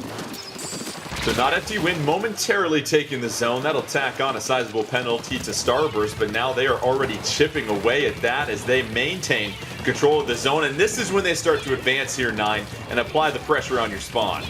Yep, and you're going to see Brandroid here just sit back, throw bombs up there, try to dictate the way that Not FT Win is going to be able to come back to the map. You did see that they got a really nice early pick. Ice is also down, so Brandroid's going to have to cede all of this room. But look at this, still painting the zone. They're still scoring here, and finally they do lose it, but it took a lot of members of FT Win and 3 specials just to get back to the zone, much less control it. But because of that penalty, really didn't build their lead up too much more from what they had over Not FT Win. So Not FT Win just doing enough to make sure that Starburst doesn't really start to pull away. But again, Starburst captures it right up. You see the Ink Storm slowly going towards spawn. Suction Bomb Rush ready to go for Bagel is going to have to act quickly because now Starburst starting to pad that lead with just 2:30 left. And it seems like Starburst here, Ashley, is starting to really get Not FT Win on their heels. Yeah, they're starting to pull away from this. They're doing a really, really good job of controlling their specials. They're doing a really good job of coordinating with each other. It took a really long time for Not FT Win to take that splat zone after at least 2 of Starburst's team members went down. Now hold up here, 9, because you've got 4-3 on the map. Not FT Win quickly securing the zone, and now they're starting to push back Starburst a little bit. An astounding sequence right there from Not FT Win. They threw 2 specials out and set Kill off by himself at the bottom of the screen to try to find his way to some attacks. Starburst rotated over in time and actually got there, but then Biscuit came in later and had survived that entire previous fight. So an incredible way of rotating around and making the attack. If they can thrust aside these specials, they might be able to take the lead right back. Oh, but it's going to be tough here because it's now 4-2 Starburst on the map. They seize control, and how about that? Drop a 50-piece penalty on Not FT Win. So, sure, you give a round of applause for FT Win, but they still didn't do enough to take the lead, and Ashley, Starburst now has the clock on their side. They do have the clock on their side, and they are doing a very good job of keeping, they're really forcing Not FT Win's hand here. They're going to have to do something, and they're going to have to do it fast. Under a minute left. Not FT Win just 4 seconds away. Excuse me, Starburst was 4 seconds away. Not FT Win able to wrestle back control of the zone. You see the penalty on both of them, but you figure really time for just one more push at this point. It is 3-3 on the map. So it is Starburst that really just has to get this zone, it feels like, one more time here, 9, and that should put this one away. Yeah, it should, and that can come from anywhere, right? Brand has been quietly having a great game. You see with 10 splats and assists, leading all the players right here. Really just needs to take out maybe 2 people, and that'll put it away. You hate to use the word perfect, but FT Win really doesn't have a lot of room for error if they want this to go the full distance. Well, they've got the first thing you need, and that's the zone. With 16 seconds left, they're a couple of seconds away from their penalty. Let's see if they can hold on. They need to just hang on for 15 seconds, and they will take this game here. Can Not FT Win hold their ink till the end, or will Starburst have enough of a barrage? It is 3-2 on the map. Here it comes. Not FT Win takes the lead at the last second. And how about that turnaround, 9? Unbelievable. They sent Kyo up, and as he always does, I would pay money to be in that voice chat right now, but Kyo dove forward, ended up taking 2 out, and then set up a final engagement between Biscuit and Jared at the top. You saw that Biscuit was able to win that. That meant there was nobody left to paint. But how does Not FT Win keep doing this? They always do this! Every time. Not FT Win. The epitome of composure right there. I mean, these are guys, half their team has been in that championship situation before where you can't lose your cool, and we just saw it right there. It was a last second push. You don't see that often at this high level of play, but not FT Win, as Nine said, everything had to go perfectly, and oh boy, did it. I mean, it's a gamble that paid off, right? That is quintessential. Like I said, not FT Win. They're so good at kicking the door open, gathering a little bit of momentum, and making it a really big deal. Let's go ahead and check out the updated standings here in our grand finals. Not FT Win taking game one at the last second. An unbelievable performance when they were down more than 30 points in Splat Zones. That means Starburst, they get to choose the game mode here, Nine. And Starburst obviously coming in a very well-rounded team. They were capable of winning potentially any game mode. It'll be fascinating to see what they choose. Not FT Win will get a chance to choose the map, of course, and you figure with Starburst, this is a team, sure, they dropped their first game of the entire tournament. How concerned are they, especially when it comes against Not FT Win here, Nine? Not at all would be my answer. They have. I cannot reiterate to you how much these two teams have played, right? And how much these players have played. Heck, ICE represented FT Win in a world championship before. These guys have all played against each other so much. I don't think they're concerned. I think they're thinking the same thing we did. Like, all right, you got us. Everything had to go right for you. Yeah. It did. All right, let's get to the game. We won 99% of that game. We're not sweating anything. Hey, so is that 1% that can get you, though. And Ashley, now it is best of 7 here, so you've got to win 3 more. So we're going to have another repeat. Tower Control, Inkblot Art Academy. We saw Starburst win this one handily by securing the tower and then advancing their troops. We'll see if they can do the same thing. This time it'll be a much more formidable foe and not FT Win, though. If Kyo comes out with a slosher, it's going to be very hard for Starburst. It's going to be very hard for Starburst. I think this is going to actually be a really exciting game. I'm really looking forward to this in particular. I love tower control. It's one of my favorite modes in Splatoon. And to see Starburst and not FT Win play against each other on this map, man, I think this is going to be a really close one. And Nine, when you're trying to get to that final checkpoint and it starts to become a lot of 2-on-1s or 1-on-1 situations, what are you looking for when you're holding down the tower? You said you've always got to make sure you have a member on the tower advancing it, but that puts you at a number disadvantage when you're trying to advance 3-on-4. What do you have to do if you're the team on offense trying to close this thing out? Yeah, that's the kind of the secret sauce of tower control, right? Okay, we have the tower, we're pushing forward. What do we do now? I think for a lot of these teams, there's an order of operations, right? What is the actual threat to the tower right now? Let's look at that. Let's be methodical. Let's check that one off our list. Brand's diving at the tower. Let's get him down. We have a bomb rush. Let's get that out of the way and just keep moving from there. What's fascinating is if you look at these loadouts here, Nine, Aggressive. Not FT Win has got the range advantage over Starburst, it appears. Well, 2 end zaps here. This is a very, like, there's no secret what they're doing here. We're saying we're double armoring and we're going to go fight you, deal with it. Like, and look at this. Biscuit already has built an inkjet and was already able to get 2 people out. So it's a 3-2 advantage for not FT Win, and we're not even 30 seconds into this game here. Tower really hasn't moved much, just a couple of spots here, so an early but not safe lead for not FT Win. Now you see Brand with the splat on 2D, and that's a 4-3 advantage for Starburst. So both teams actually kind of trying to do this firefight until one team has a sizable advantage for that push. But right now, it's anybody's game. Really is anybody's game. I think if I'm either of these teams, I'm waiting for a 2 squid, 2 octoling advantage. This is like that's the thing I'd be waiting for before jumping on that tower, but it looks like not FT Win is going to ride it to the first checkpoint. Not FT Win trying to get to that first checkpoint. Tower stops right there. You see Bagel down below trying to go up top for a height advantage. Oh, the 2-on-1. They take care of business against Jarrett.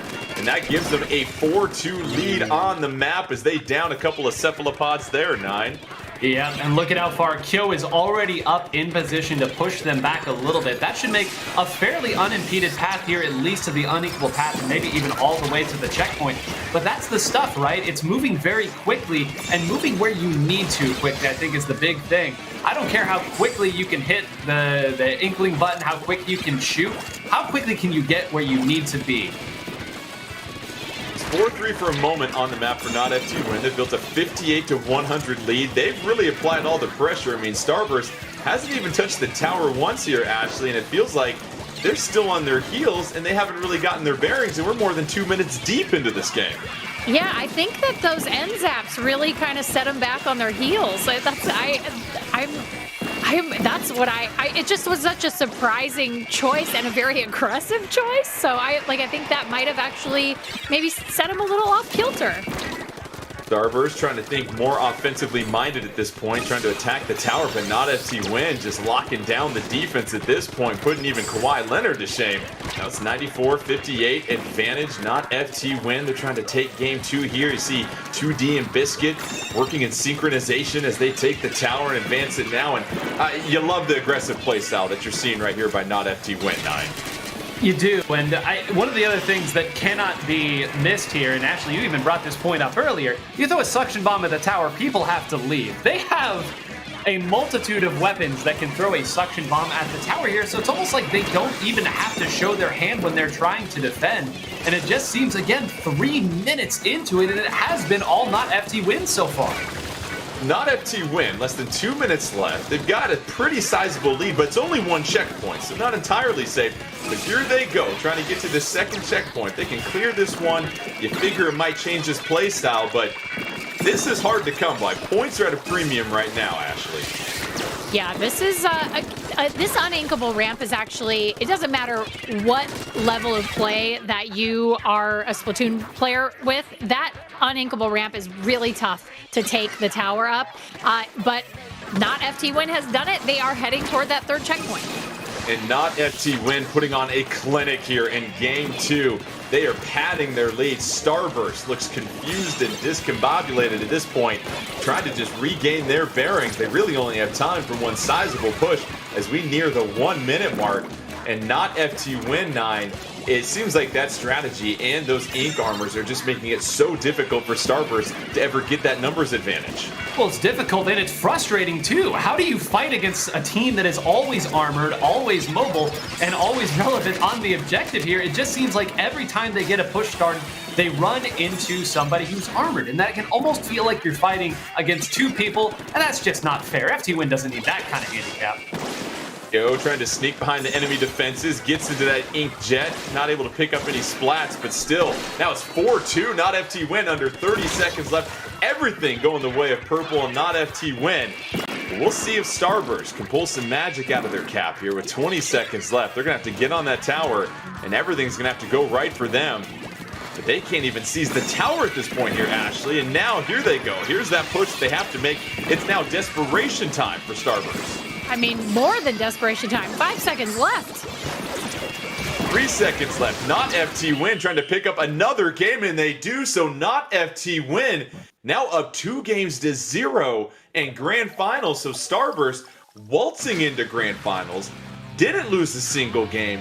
They've now dropped 2 games in a row here, 9. This is why we say, never undervalue the time that these 2 teams have played against each other. If you were just looking at the numbers, taking a bird's eye view here, you would say, all right, Starburst walked in pretty comfortably. FT Win had to fight for their victory. Surely Starburst is going to roll over them. But these players have played against each other so many times. They know the ins and outs and the intricacies of how the other team likes to play. That's why we're seeing these adaptations, and that's why we're seeing such a high level of play coming out of not FT Win. So Starburst unable to even get past 90 points. I mean, that was the defensive lockdown performance we just saw from not FT Win. That puts them up 2-0 as we look at the standings here for grand finals. And not FT Win, they seem to be getting better as this tournament goes on. Don't forget, this is a team, Ashley, they were pushed to the brink. Game 5 against Good Morning, a team that many people felt, hey, if they can just win a game, Good Morning, we'll give them a round of applause. So this is an unbelievable turn of events here in grand finals. Well, Good Morning came in with, like we talked about, the kitchen sink of loadouts, right? They were just throwing everything they could at not FT Win, and not FT Win kind of fell back on their heels a little bit. I think maybe not FT Win gave Starburst a taste of that medicine and did the exact same thing with the tower control game. We still have 3 more game modes that they'll have to select from before we can repeat a game mode. Not FT Win up 2-0. Not going to call it a sweep quite yet at any point, but we'll see what happens here, 9, because now it'll be Rainmaker on Starfish main stage, which, listen, you and I, we do this all the time. We love this mode and map. What are these teams looking for here?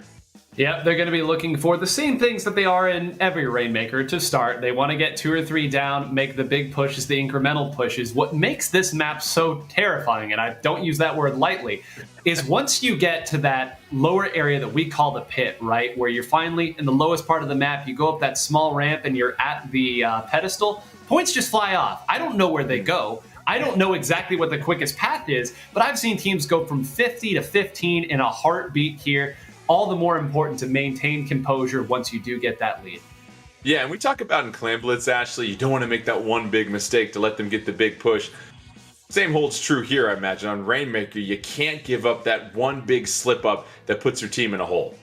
Yeah, I mean, if you find yourself in poor positioning and you're on the receiving end of the Rainmaker and you are just within range, I mean, that is the difference, especially for teams like these that will take every advantage. And again, like, you give them an inch, they'll take a mile. If you give a team either Starburst or not FT Win, if you give them that opportunity, they're going to take it and they're going to maximize any opportunity they get. For Starburst Tier 9, is there any recalibration? Because we sort of brushed off that first game loss. Not FT Win. They came from behind. Nicely done. We'll get you next time. Everything had to go right. Starburst is in an 0-2 hole now, potentially looking at 0-3 depending on how this one goes. Yeah, I think a recalibration definitely is in order, and we're seeing maybe a slight difference here in the team comps. This is still their no backline comp, so keeping Ice on that Neo Splash-O-Matic is probably going to be the play here. I think from their perspective, they see all of these as coin flip situations, right? They see, okay, if we got this opportunity going our way, we could get the lead. So I think for them, they are so zoned in right now that recalibration isn't even in their vocabulary. Huge game here for Starburst. If they drop this one, they go down 0-3. They would need to win 4 straight games against FT Win to win this Fresh 4 championship. We'll see if not FT Win can put them on the brink. Starburst, they feel like they're built of championship material here, Ashley, and this is where champions rise up to the occasion and rectify their mistakes and try and get this game. And now we see Jared just really holding down this positioning here, Ashley. Sort of a cautious approach by Starburst. They don't want to overextend themselves too much right now. Yeah, you definitely don't want to overextend. They're working really hard on getting a couple of splats in. They've got 1, they've got 2. It might be time to take the Rainmaker. That's exactly what they do. With Starburst, early lead. They're at 80, but now they push it. Let's see if they can get to that mystery zone that 9 talks about with points fall off the board. They're sitting at 58, which is a decent lead here, but still plenty of time, 9. Yeah, and that's 3 down. So you saw that there were 2 down, and Bagel was actually pushed way, way back. So credit FT Win. That last member, whoever they were, was in a really great position to throw down some bombs and slow down the momentum. And that's one thing that I think FT Win does probably better than anybody is, as they say, suction bombs and splat bombs are absolutely busted. Simply throw those where the opponent's going, and hey, they can't do anything about it.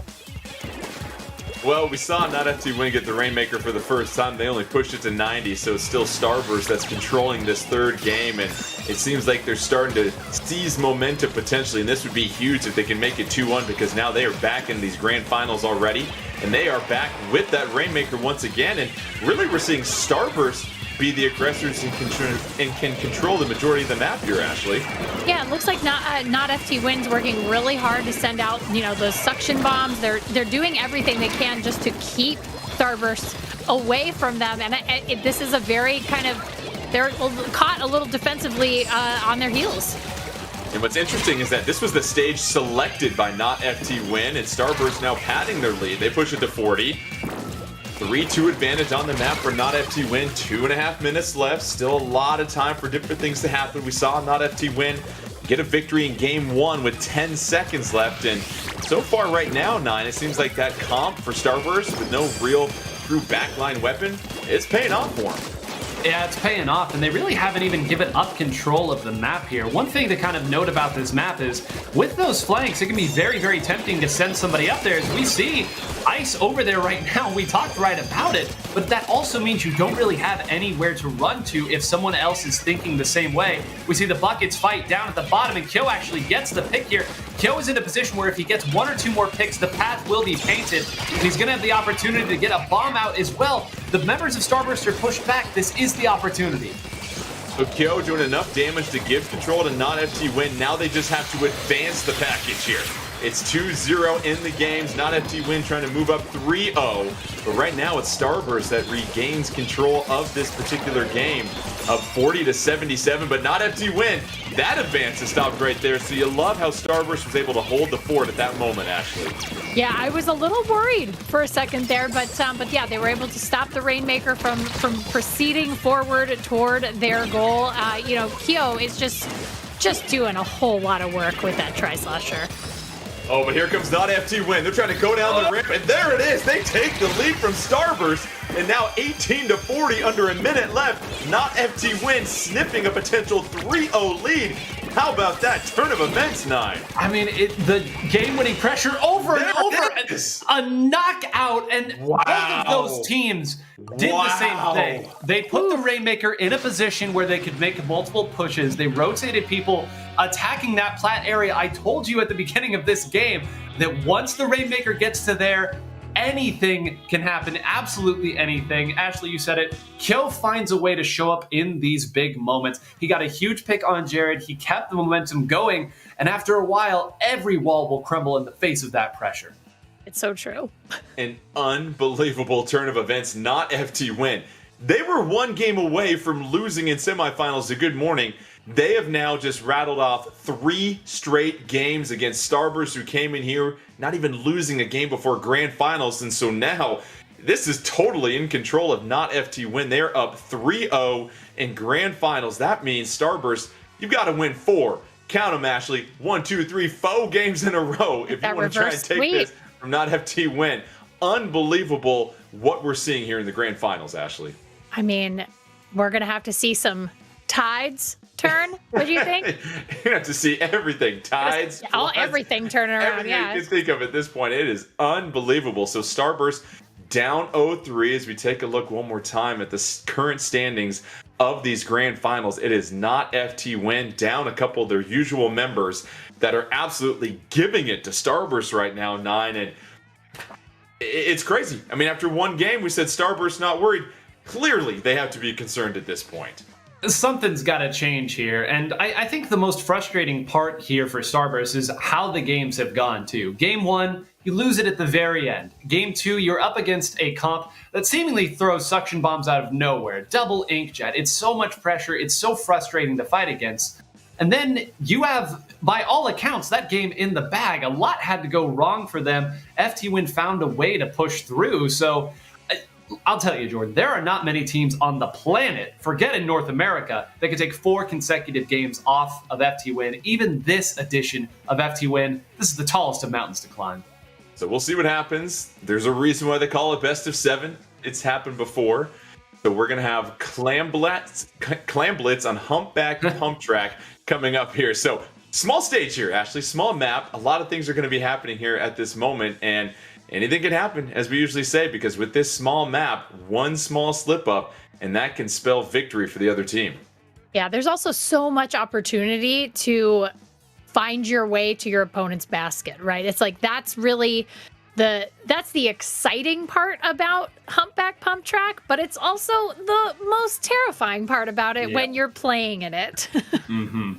So what are you thinking here? Clam Blitz on this map here, 9, because you've got to move quickly. Mobility is ever so important, and if you can get that first initial push or seize that lead, you can put tremendous pressure on the other team. You can, and the thing with Starburst that, I've always personally admired about their game is they never need to change things up too much in terms of comp. They never need to change the game plan a lot. It's a matter of execution. It's a matter of pairing up. And there are so many of these small, minute coin flip situations that are so difficult to track in the heat of the moment that really change these games. But I think if you're not FT Win here, you've tried basically 3 different looks. And you've won with all 3 of them. That's incredible confidence. They could go back to double end zap here if they wanted to really paint a lot, get a lot of those armors, force a lot of one-on-one fights. They can opt to go with a more control-heavy scenario if they want to. I feel like they are really going to get to have the pick of the litter with how they approach this map. Yeah, as you mentioned it, the double end zaps that led to the double ink armor gave Starburst fits when it was Tower Control and Inkblot Art Academy. You wonder if they'll go with that same loadout on this smaller map here. And really, it's just the confidence that Not FT Win is playing with right now, Ashley. We saw that ever since they had that comeback in Game 1 with 15 seconds left and on the brink in splat zones. They were cool, calm, and collected, regained control, and it feels like ever since that moment, they have not let go of the momentum. Yeah, that is how they operate. You give them that momentum, and it's hard to stop. We have Not FT Win on the verge of a 4-0 sweep in Grand Finals. It was something that will be written down in the sea scrolls for generations to come if they can pull this off. So let's get things going here. Not FT Win in the purple, Starburst in the yellow. You see 2D with a trio of clams behind them as they try to set things up. And already 4-3 advantage for Starburst here, 9. It is, and I said they didn't have to change a lot. Starburst never changes a ton, but one thing that they can do is they can pull out just a little bit more range. And look at what they've done here. They brought out a 96 gal for more range and a Kensa Splattershot Pro. That's going to outrange every relevant attacker that Not FT Win has. Here's the change. Let's see if it works. So a little bit more range for Starburst here. I imagine here, Ashley, Not FT Win, you really have got to be on point with your mobility. Yeah, you've got to be moving a lot. That much range is going to become very difficult to overcome, especially as you start moving towards your opponent's goal. Production bomb launcher coming out for Starburst. Ice trying to plow a pathway for his teammates. Now you've got Starburst still trying to maintain that middle mound and humpback pump track, but a power clam in possession for Not FT Win. Ice picking off Biscuit right there. That'll give him a numbers advantage. But 2 specials ready to go for Not FT Win, but they're down 2 members, 9. Yeah, and Ice, finally, the reign of terror is ending here. And Brand was actually in a really unfortunate spot there. Got stuck in Booyah Bomb. And look at that, 2D not running forward there. Could have maybe tried for the score. Says instead I'm going to sit back and wait for my teammates. You can see 2 people attacking at the top of the screen. May regret leaving those points on the table. We've talked so much about how you want that first push to be the big one. Yeah, and you see 2D just happy to sit back and play a little bit of defense and cover some of the map with that ink to provide just some extra mobility for his team that is clearly outranged at this moment. But this has been just a defensive slugfest. Neither team even close to approaching a basket. And Ashley, we're already 2+ minutes in. I mean, well, this is championship play, right? The level of play happening right now. Nobody's getting overly aggressive to the point where they're making an unforced error, and that's really going to be critical. Like 9 says, you want to score. You want to get that really big score up front. The margin of error is razor thin. Not FT Win trying to pick up this 4th and decisive game. And what did you see there, 9? I think I saw 3 people fall at the hand of Kyo's bucket right there, using their power clam as bait. Somebody ran after him there. Kyo came back and got 1, 2, and even 3. And speaking of points, look at them fly off the board right now. Wow. This for your opening push. 80 points and counting. That's an absolute sledgehammer of an opening hit from Not FT Win. They score 71 points on their initial push, and if you thought Starburst was backed up against the edge, they are hanging by a tentacle at this point because under 2 minutes left, they trail by more than 3 power clams. So we'll see if Starburst can regain control, and it is going to take a lot here, Ashley. What do we need to see from Ice and the gang if they want to try and get back into this one? I mean, Ice and the gang, they may actually have to be a little bit bold here. They may have to carry 2 to 3 power clams to the goal. I mean, I don't know any other way to do it. Well, they've got 2 in their possession right now, 9, but as we've said before, that gives up your position. Small map or not, you really don't want to reveal where you're at because you can't surprise anybody. And there goes down 1 member of Starburst. Now it's 4-2 on the map for Not FT Win, and they quickly shut down that potential push by Starburst. It is all Not FT Win with just 1:10 left here, 9. It is an unbelievable game here by Kyo, as it looks like we're finally going to see some points coming back the other way. But this entire game, Not FT Win has just trusted the fact that as long as they don't let anybody attack from the left or right flank, they will be able to hold and minimize any damage. You see that score came in. That's not a whole lot of points there. You add those 2 scores up together and you get 100 here. So they know as long as they don't make the big error and don't let anybody attack them when they're not looking, they should be able to hold this with just 30 seconds left. I think they're right. The quick calculations from 9 really setting the stage for just how difficult this mountain is for Starburst to climb. Down 3-0. They trail by 42 points here, and already not FT win. They can just lock things down that they can hold their ink for 20 more seconds. Not FT win. Down a couple members. Starburst trying to threaten the throne. Cannot FT win. Send a message that ripples throughout competitive Splatoon 2. We'll see here. 6 seconds left. Not FT win. Trying to hang on. You got a couple of power clams in possession for Starburst. Penalty isn't that high. There's one power clam. They're up 4-2. Oh, and how about that? Starburst on the brink of elimination. They do exactly what they need to do, and they force a game 5. Ashley, how about that? I mean, I can believe what I just saw, but also that was amazing play, amazing coordination on Starburst's part. I cannot believe those Tenta missiles laid a beautiful path forward for 2 power clams. I mean, just that was a perfect clam blitz play. That was a perfect clam blitz play. 9. We knew going into this that Starburst would have to win 4 straight games if they want to claim the championship here. You got to do it one game at a time. Can't imagine starting things off in any more dramatic fashion as we just saw there. An overtime victory to fight off the 4-host sweep. You're not entertained? Like, I don't know what else to say about this. We said earlier on, right? There was no panic in Starburst, right? They lose a game, maybe even 2 games to just crazy last-minute pushes. Backed up against the wall, they do the exact same thing. They're capable of the exact same thing, and that's why it's so easy to kind of write off one of these teams, say, this is impossible, you can't do this. These teams do it every single tournament that they play in, and I suspect we've got a lot more great Splatoon between these two. Let's check out the latest standings here in our grand finals. It was about to be a 4-0 sweep for Not FT win. They're getting ready to unzip the suitcases and pack up the luggage, but all of a sudden, Starburst in overtime, seconds away from elimination, able to come back and take game 4. That'll force a game 5, which will be Turf War. It's just a matter of what map it'll be on. So now Starburst with more lives, and we'll have Turf War, Ashley, on Mako Mart, which is, again, another very fun single zone map. Well, sorry, it'll be very fun with Turf War. A lot of area that you have to cover here, of course, and we saw this earlier. You've got to be very careful about not giving up the back part of the map, as we saw earlier in one of our semifinal matchups. Yeah, I mean, if you are not paying attention to every part of your territory, you could really lose with one player who gets back there with a bomb rush. You know, that's how Turf War can be turned. You can literally change the game in the last 3 seconds, which is pretty amazing. And as we just saw, both of these teams are entirely capable of changing the game in the last 5 seconds of a game. The Turf War 9, if my memory serves me correct, we thought for sure that it was a victory that was going to go in the favor of yellow. And then all of a sudden, purple shocked everybody. It seems like the last 5 seconds, you really have to make sure that you are locking down mid, but not pushing too far forward to where someone can sneak behind you.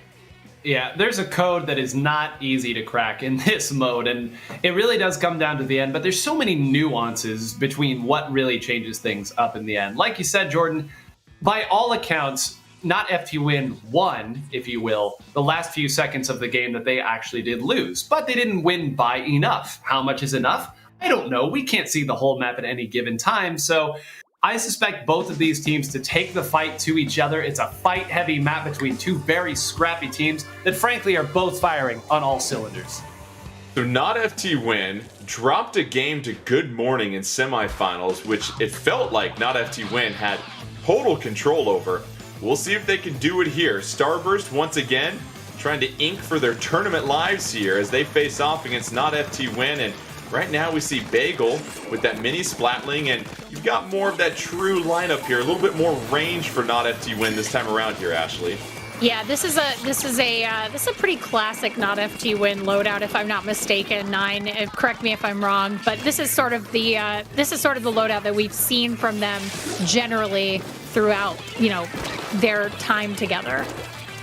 is, and the interesting thing here is that Bagel and Biscuit were trading off the role of best Nautilus player for a long, long time. I know this is the mini Splatling and not the Nautilus, but it just shows again why, like you said, it is a more classic comp for them, a shorter range Splatling to play around what else they can use, and Kyo bringing out the bucket here for potentially the final game. The Brandroid locked in a little bit of a one-on-one matchup. See a couple of those fizzy bombs being launched up top. Now gets a little bit of help. But still under 2 minutes left. It's a 4-3 advantage for not FT win. You just want to make sure you don't give up too much of the map here so you can put yourself in a position for one last push down the stretch. Not FT win. Trying to get one more win. Looks like they've got more control of the map here. That Inkstorm going to try and balance things out. And both teams, Nine, really not overextending themselves here. No, this is the part where I think the nerves do set in a little bit. It's always most difficult when things are calm. When you're trading paint, the hardest part of a workout is always in between sets, and that's where these teams are right now. So, I mean, Jared's going to sit back over here, trade paint, and throw missiles until given a reason not to. You've seen that without really any major fights going on. Look at this. The map has changed back to yellow. Yeah, Starburst looks like they're in control as we approach the 1 minute mark. And Ashley, this is a really tough mode to play when you're facing elimination because you really don't know who's got the win until Judd lets you know down the stretch. But here we go. Final minute. Cannot FT win make a push, or will Starburst take 2 games in a row now and make this more of a grand finals matchup even closer? Ashley, it looks like Starburst, they're starting to kind of push forward. Looks like it might be their game here. I mean, it looks like Brand's standing on top of a stack of Grisco Salmonos, which is my favorite breakfast cereal.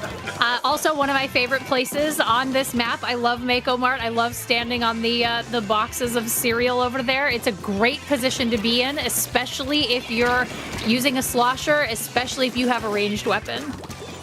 How about this story for Starburst? They were down 3-0. They win their last game in the final seconds, now just 15 seconds away from taking 2 straight games.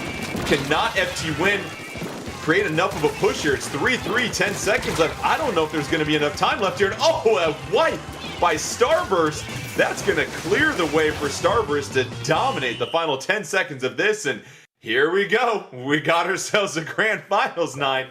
Starburst not giving up. No, not giving up. And what an emphatic way to take that at the very end, too. They got a very, very early pick onto Kyo there at the end. That really, again, kind of took the teeth out of the push there. But look at that. Every member of Starburst there, over 1,000 points of paint. You get an additional 1,000 points if you win, so I know the 2,000 inflates it a little bit, but that's still every member of their team doing their part. And you said it, Jordan, like, all right, 2-3, let's, all right, come on, FT win. You're losing time here. You're losing opportunities. You get the sense now, Ashley, that the pressure starts to fall on not FT win, because since that was game 5, you can now choose any mode once again, and it'll be interesting to see what FT win goes with, because the map selection will go in favor of Starburst. As we take a look at the updated standings in our grand finals, it was not FT win. They were up 3-0.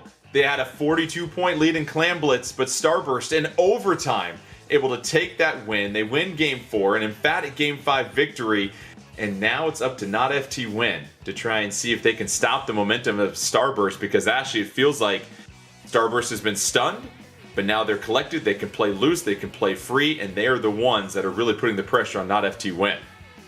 If I'm not FT win, maybe I'm sweating a little bit right now. I'm definitely sweating a little. I'm definitely a little concerned about the momentum shift. I mean, we've seen it time and time again. You start moving that pendulum, and then it becomes very hard to stop it. And, you know, Starburst winning in Clam Blitz like that, you really take the wind out of your opponent's sails, because you're riding that high. You think, okay, we got it, that's it, it's over, we got it, and then you don't got it, and all of a sudden, whoosh, there goes all the wind out of your sails. You're starting over from scratch on your momentum, and it seems like it's been really tough for not FT win to build that back up.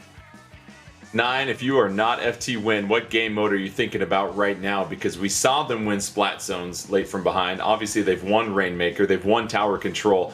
Which of those 3 do you feel like they feel the most confident in? Because if you don't get this win here, you really have a lot of pressure on yourself in Game 7. Well, here's my thought. There's 2 ways to approach this. Earlier, they did choose Splat Zones to start off this set. That was their choice as the lower seed. They chose Splat Zones, so comfortable there. But they really, really looked good on Tower Control. And Tower Control, for most teams, tends to be the mode that you don't want to take Starburst to. It's something they've been very dominant on. But that double end zap is going to be tough for Starburst to crack here. They probably, if the same trick comes out against them twice, they'll certainly have some sort of answer. But, I mean, it's going to be a coin flip in my eyes.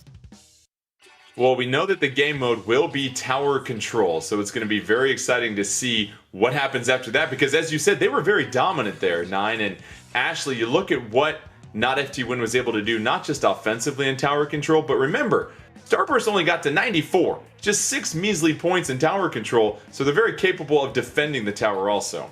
This is an extremely strategic choice by Not FT Win because, you know, they're sitting here saying, okay, this is a really strong game mode for Starburst, but if they win, we still have another game to play, right? Mm-hmm. So it's like, it's such a strategic, they're taking it away from them in a way that is like, if we win this, then we win everything. If not, we've now taken away a strength of theirs without it being the game mode that is everything on the line.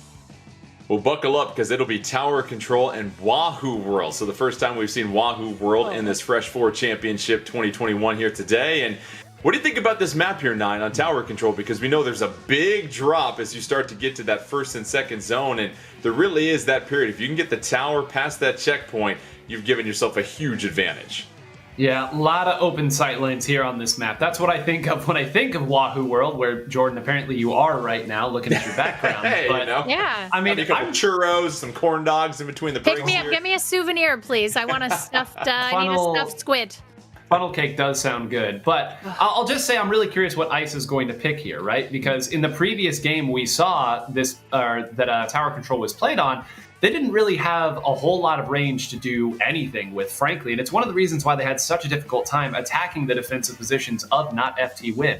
So I'm curious what Ice is feeling, what he's going to go with in this do-or-die situation, but it is very, very treacherous to attack once you get past that area that you were talking about, Jordan. What's fascinating, Ashley, is the last time these two teams squared off in Tower Control, it was Starburst that chose the game mode, which was Tower Control, and then it was Not FT Win that chose Inkblot Art Academy. So if you're Starburst, I figure you've got to feel pretty confident, because you not only got the game mode that you feel confident in, but you picked the map that you feel the most comfortable with. Yeah, this is definitely, I think, going into this, I would say Starburst is going to be favored to potentially win this particular game, and take it to 7. But I'll be very curious. We've got double end zaps back out on the board for Not FT Win, so we have to see how Starburst can counter that this time. 9, any adjustment from Starburst as they face this double end zap once again? Yes, range seems to be the name of the game here. Ice has gone back to a true backline with that custom Jet Squelcher that farms Stingray like no other, and Brandroid going to be on the 96 gal for a little bit of range left as here, well. as we mentioned, Starburst, Not FT Win, 3-2 lead in the games here in these grand finals for Not FT Win. You see already just a slight advantage for Starburst, just 3 ticks, but that was nearly what they got last time here, Ashley, as Starburst, they're trying to keep their tournament hopes alive here. If they can force a Game 7, it puts all the pressure on Not FT Win, and as we said before, neither team really wants to overextend themselves too early, as Brand picks up a nice double splat. Really, really nice pair of picks from Brand. You can see Not FT Win. Go ahead and super jumping right back to teammates. Not going to stick around and do a 1v1 on Brand right now, because he seems to be a little bit on fire. So here is Starburst, opening push, getting to the first checkpoint. No issues whatsoever trying to get past that. And 9, that momentum of Starburst continues to carry over. You mentioned all the open sight lines so far playing in favor for Starburst with that extra range. Yeah, and you can see already fading back here, they got what they wanted, which is that checkpoint out of the way. Now every push they make is going to be that much more brutal, and they're looking to start one right now with an armor and Ice's Stingray. If they find a couple on this, it could go even further. Android trying to provide a little bit of help here. They maintain that middle platform right now. Just over 3 minutes left. Starburst trying to extend this push. Brandroid doing a fine job of avoiding that splat bomb. Another splat bomb. Finally, Brandroid goes down, but not before Starburst fills their lead to 53. And Ashley, it looks like Not FT Win is the team that's on their heels and not comfortable because they can't even get close to the tower to make any type of push. Yeah, that change up that Starburst made to have more range to counter those end zaps has really made a humongous difference in them being able to push forward and also defend really, really well from Not FT Win's pushes. But just as we said that, Not FT Win getting their first sizable push of the game. However, they're trying to just get through that checkpoint. We know how difficult that first one is here, 9, and they're just trying to grunt through it, trying to get everybody there, but that's hard when you're down 3-1. Yeah, and look at that right there. Kyo maybe could have swam towards it, but opted to go all the way back and jump out. They know that that was not the winning push. They were even the push they could get back to it. So, again, credit the members of Starburst here making the big plays. And look at where this Stingray is being fired from. Ice is going to have the opportunity to get 2 or 3 with this. Ice applying tremendous pressure with that Stingray, and now it's another potential push for Starburst. 4-4 on the map. Inkjet coming out. Inkjet able to pick up 1. Looking for 2 more. Here is Biscuit. And now Biscuit and Not FT Win able to stop that push coming in. But the tower is snatched again by Starburst. And they've got a numbers advantage here, Ashley. Yeah, they do have a numbers advantage. You've got Ice up. He is just so accurate and so deadly with that Stingray. So now Starburst trying to tie things up. They were down 0-3. They now have full control of this Game 6, trying to force a Game 7, getting to that final checkpoint. Starburst, oh, it's a wipe here, nearly 9, and it is all Starburst on this final checkpoint. We're going to see a KO that sends Grand Finals to Game 7. Unbelievable, 9, what we're seeing take place here. Wow. What an adjustment. I mean, that was... I will say that was just as dominant as the first tower control game that we saw. I know that there was a bigger push by Not FT Win to start that game, certainly more than the 6 points that Starburst could muster up in their previous tower control game, but that was every bit as dominant. You got the sense there was never a huge opportunity, and I think this more range thing, that nice little adjustment, that nice little tactic has really paid off in a big way. Now the question is, was that a mode and map specific thing? Are they going to stick with that? Because now the cupboard is open for FT Win to decide this on their terms. Well, the thing is, you can't do tower control anymore, so the mode will be selected by FT Win. But what's interesting is it seems like Starburst, a team that plays so well based upon what the map is. And as we take a look at the standings in Grand Finals, this is why you tune in. This is why we get a chance to cast this. You get to Game 7 of Grand Finals, and Ashley, what else can you say? Starburst, they were done. It looked like they were about to get swept 4-0. It took an overtime, come from behind victory and Clam Blitz in Game 4, and now Starburst has rattled off 3 straight victories on the verge of making up some Splatoon 2 competitive history to try and do a reverse sweep. What do you think the advantage lies? Do you think it lies in the map or the mode right now if you're Starburst? I mean, if you're Starburst, obviously, you've got your choice of map right now. Not FT Win is going to be choosing the mode. Your potentially your strongest mode has been taken away from you, so that's a bummer. But you do get to choose the map, so at least they are coming in with I think they're coming in with 2 out of 3 really important things, which is momentum and the map. Well, the stage is set. Game 7, Grand Finals. It'll be Rainmaker on the Reef. So 9, this is a very fast and frenetic stage when it comes to Rainmaker. What do you think Starburst needs to keep in mind here if they want to pull off this historic come-from-behind victory? Well, it's wild how the game works, right? This is the mode that they won the ladder for.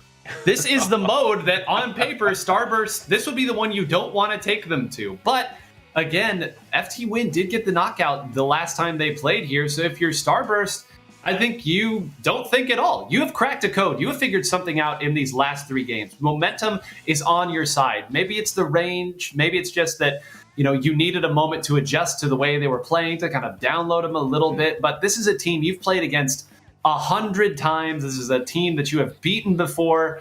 Play the game. Don't overthink it. Ashley, what is Not FT Win thinking? I mean, you were seconds away from a 4-0 sweep, and winning this entire tournament. Now you've lost 3 straight games and you have lost complete control of the momentum. What is going through the minds of not FT Win? You got to just be cool, composed. You got to have grit. Like, this is grit, right? Grit wins championships. If they can get in there and stay calm, they can potentially win this. They can take it back. Rainmaker on the reef. Which team will strike first? Starburst, not FT Win. Game 7, the Fresh 4 Championship 2021. Whoever wins it will go down as an unbelievable grand finals. So sit back and enjoy. We'll see who is able to overcome unbelievable odds and win our championship here today.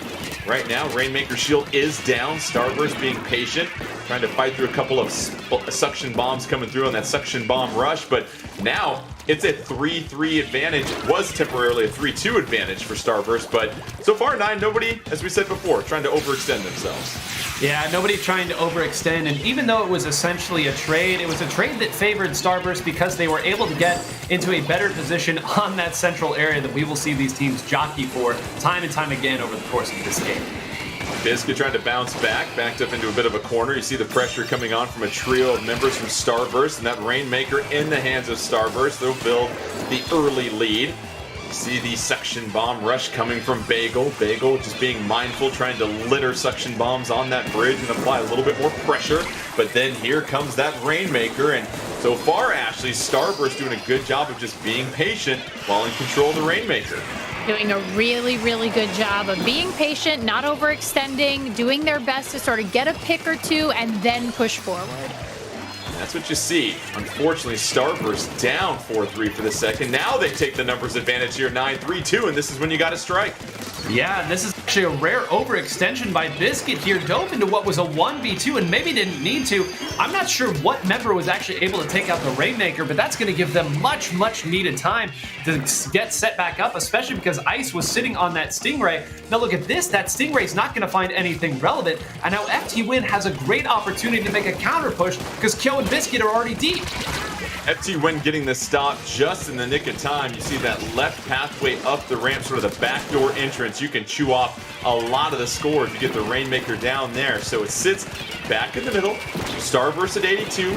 Plenty of time left here in this final decisive Game 7. Ashley, it seems like even though FT Win has done a fine job of playing defense, they haven't really put themselves in a position to push as they are now back on their heels once again. They're getting stopped over and over again by the range here. Ice on this Stingray is just so good. I can't, every time, I love watching Ice with a Stingray. It's one of my favorite things in Splatoon 2, competitive matches. And I mean, there's a reason he's just so good with it and just really precise. There's the push for Starburst. They get a numbers advantage. They now take it all the way to 25-9. This puts tremendous pressure on not FT Win. Yeah, that is a push that's going to be difficult to top. They're going to get 3 people in the middle here because of that jump to Kyo, and Kyo is going to opt to try to engage on this left side. 2 of their members already down, so the result of this battle might not even be important because that's going to leave 3 people left on the map to fight against their Rainmaker, and sure enough, moving back towards the Rainmaker, not the call there. This is looking very, very treacherous for not FT Win. Starburst getting the stop. They're trying to rattle off 4 straight wins to come back from a 3-0 hole to win this championship. Less than 90 seconds left. They lead 25-81. 4-3 advantage on the map. They just have to play so smart here, Ashley. It seems like at this point, if you're Starburst, you can't make the big mistake. Wow, and I'll tell you right now, Bran with that absolutely amazing inkjet shot. I mean, what a, right in the middle of a booyah bomb. I mean, it's just so good. Like, Bran is just really doing a great job here. 3-2 numbers. Starburst, they want to push it. They're going to continue to play aggressive. Nothing simple down the stretch for them, and they're going to do what got them here, 9, and that was being aggressive and being open to doing whatever they need to do. But now 45 seconds left. If you're not FT Win, you're back in that same situation in Game 1. Seems like everything has to go perfectly for them. Yeah, and you actually saw Biscuit there once again approaching maybe just a little bit too hard, and Brand getting the punishment for that. It's a little bit of an overextension, but Not FT Win doesn't have much of a choice here. They need picks. They need members of Starburst back in the respawn circle. And actually, you talked a lot about Ice's Stingray here. On this mode, to go through that is not going to be an easy task. Not at all. Here's Not FT Win. 15 seconds left. They have the Rainmaker. They're making a push. It is 3-1. Oh, Not FT Win. Are they going to do this in the final seconds and try to take Game 7? But no, they lose it with 3 seconds left. And now it's up to Starburst. Can they play defense? And that does it. Starburst down 0-3. They take 4 straight from Not FT Win and claim the Splatoon 2 Fresh 4 Championship 2021 in unbelievable fashion. 9.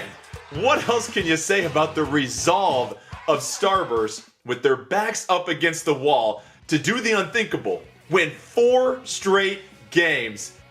Unbelievable. It's astounding, but can we talk about the end of that game? You said it was just 1 person left against 3. It was Brandroid. Brandroid got all 3. And what a microcosm of what this set was, right? Backs against the wall, not in a great spot to even begin mounting a comeback there, to be able to get all 3 at the end to ensure the victory. What a gritty win for Starburst. We talk so much about Not FT Win's pedigree. The members of those teams, they've won it before. They seem to always pull it out. A higher class. Starburst, congratulations. You have been working for this for so long, and what a deserved victory. You couldn't have made it any harder for yourselves, but you got the job done in the end. I mean, Ashley, how good does this have to feel for Starburst? I mean, what is the narrative if they get swept 4-0 by Not FT Win, who doesn't have all their members?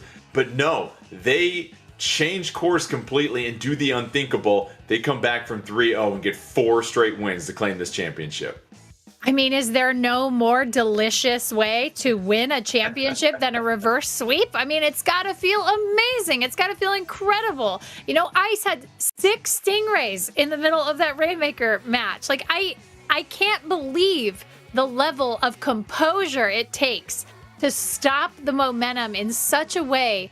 I mean, that game 4 was the Clam Blitz game, that overtime win absolutely changed the fate of this match.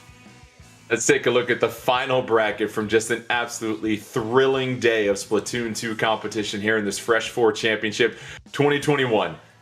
There is your champion, Starburst, in Game 7 that went to overtime, able to come back from a 3-0 hole against Not FT Win and claim our grand prize package.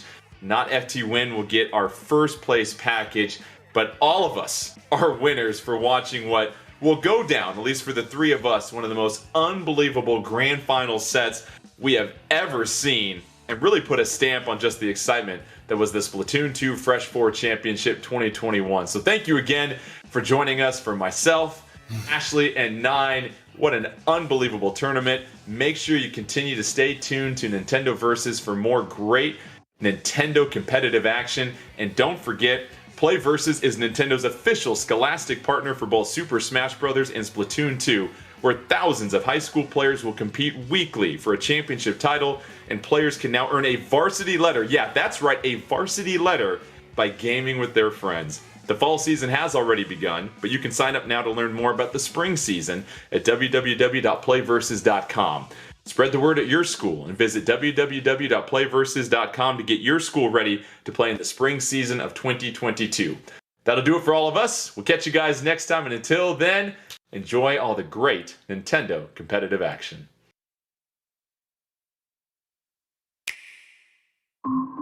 Let me tell you a story about the most powerful bounty hunter in the galaxy, Samus Aran. Samus is the best of all of us, and yet her story is beyond us. Raised by mysterious creatures, she was sharpened beyond humanity, forced by fate, circumstance, and duty to survive. The battles she's faced are beyond imagination. Fearsome aliens, apocalyptic creatures, and even monsters within. Mission after mission, Samus has proven to be infallible, strong, ferocious. Still, every mission leaves deep scars, and every hunter has a final hunt. This is a story of the hunter becoming the hunted.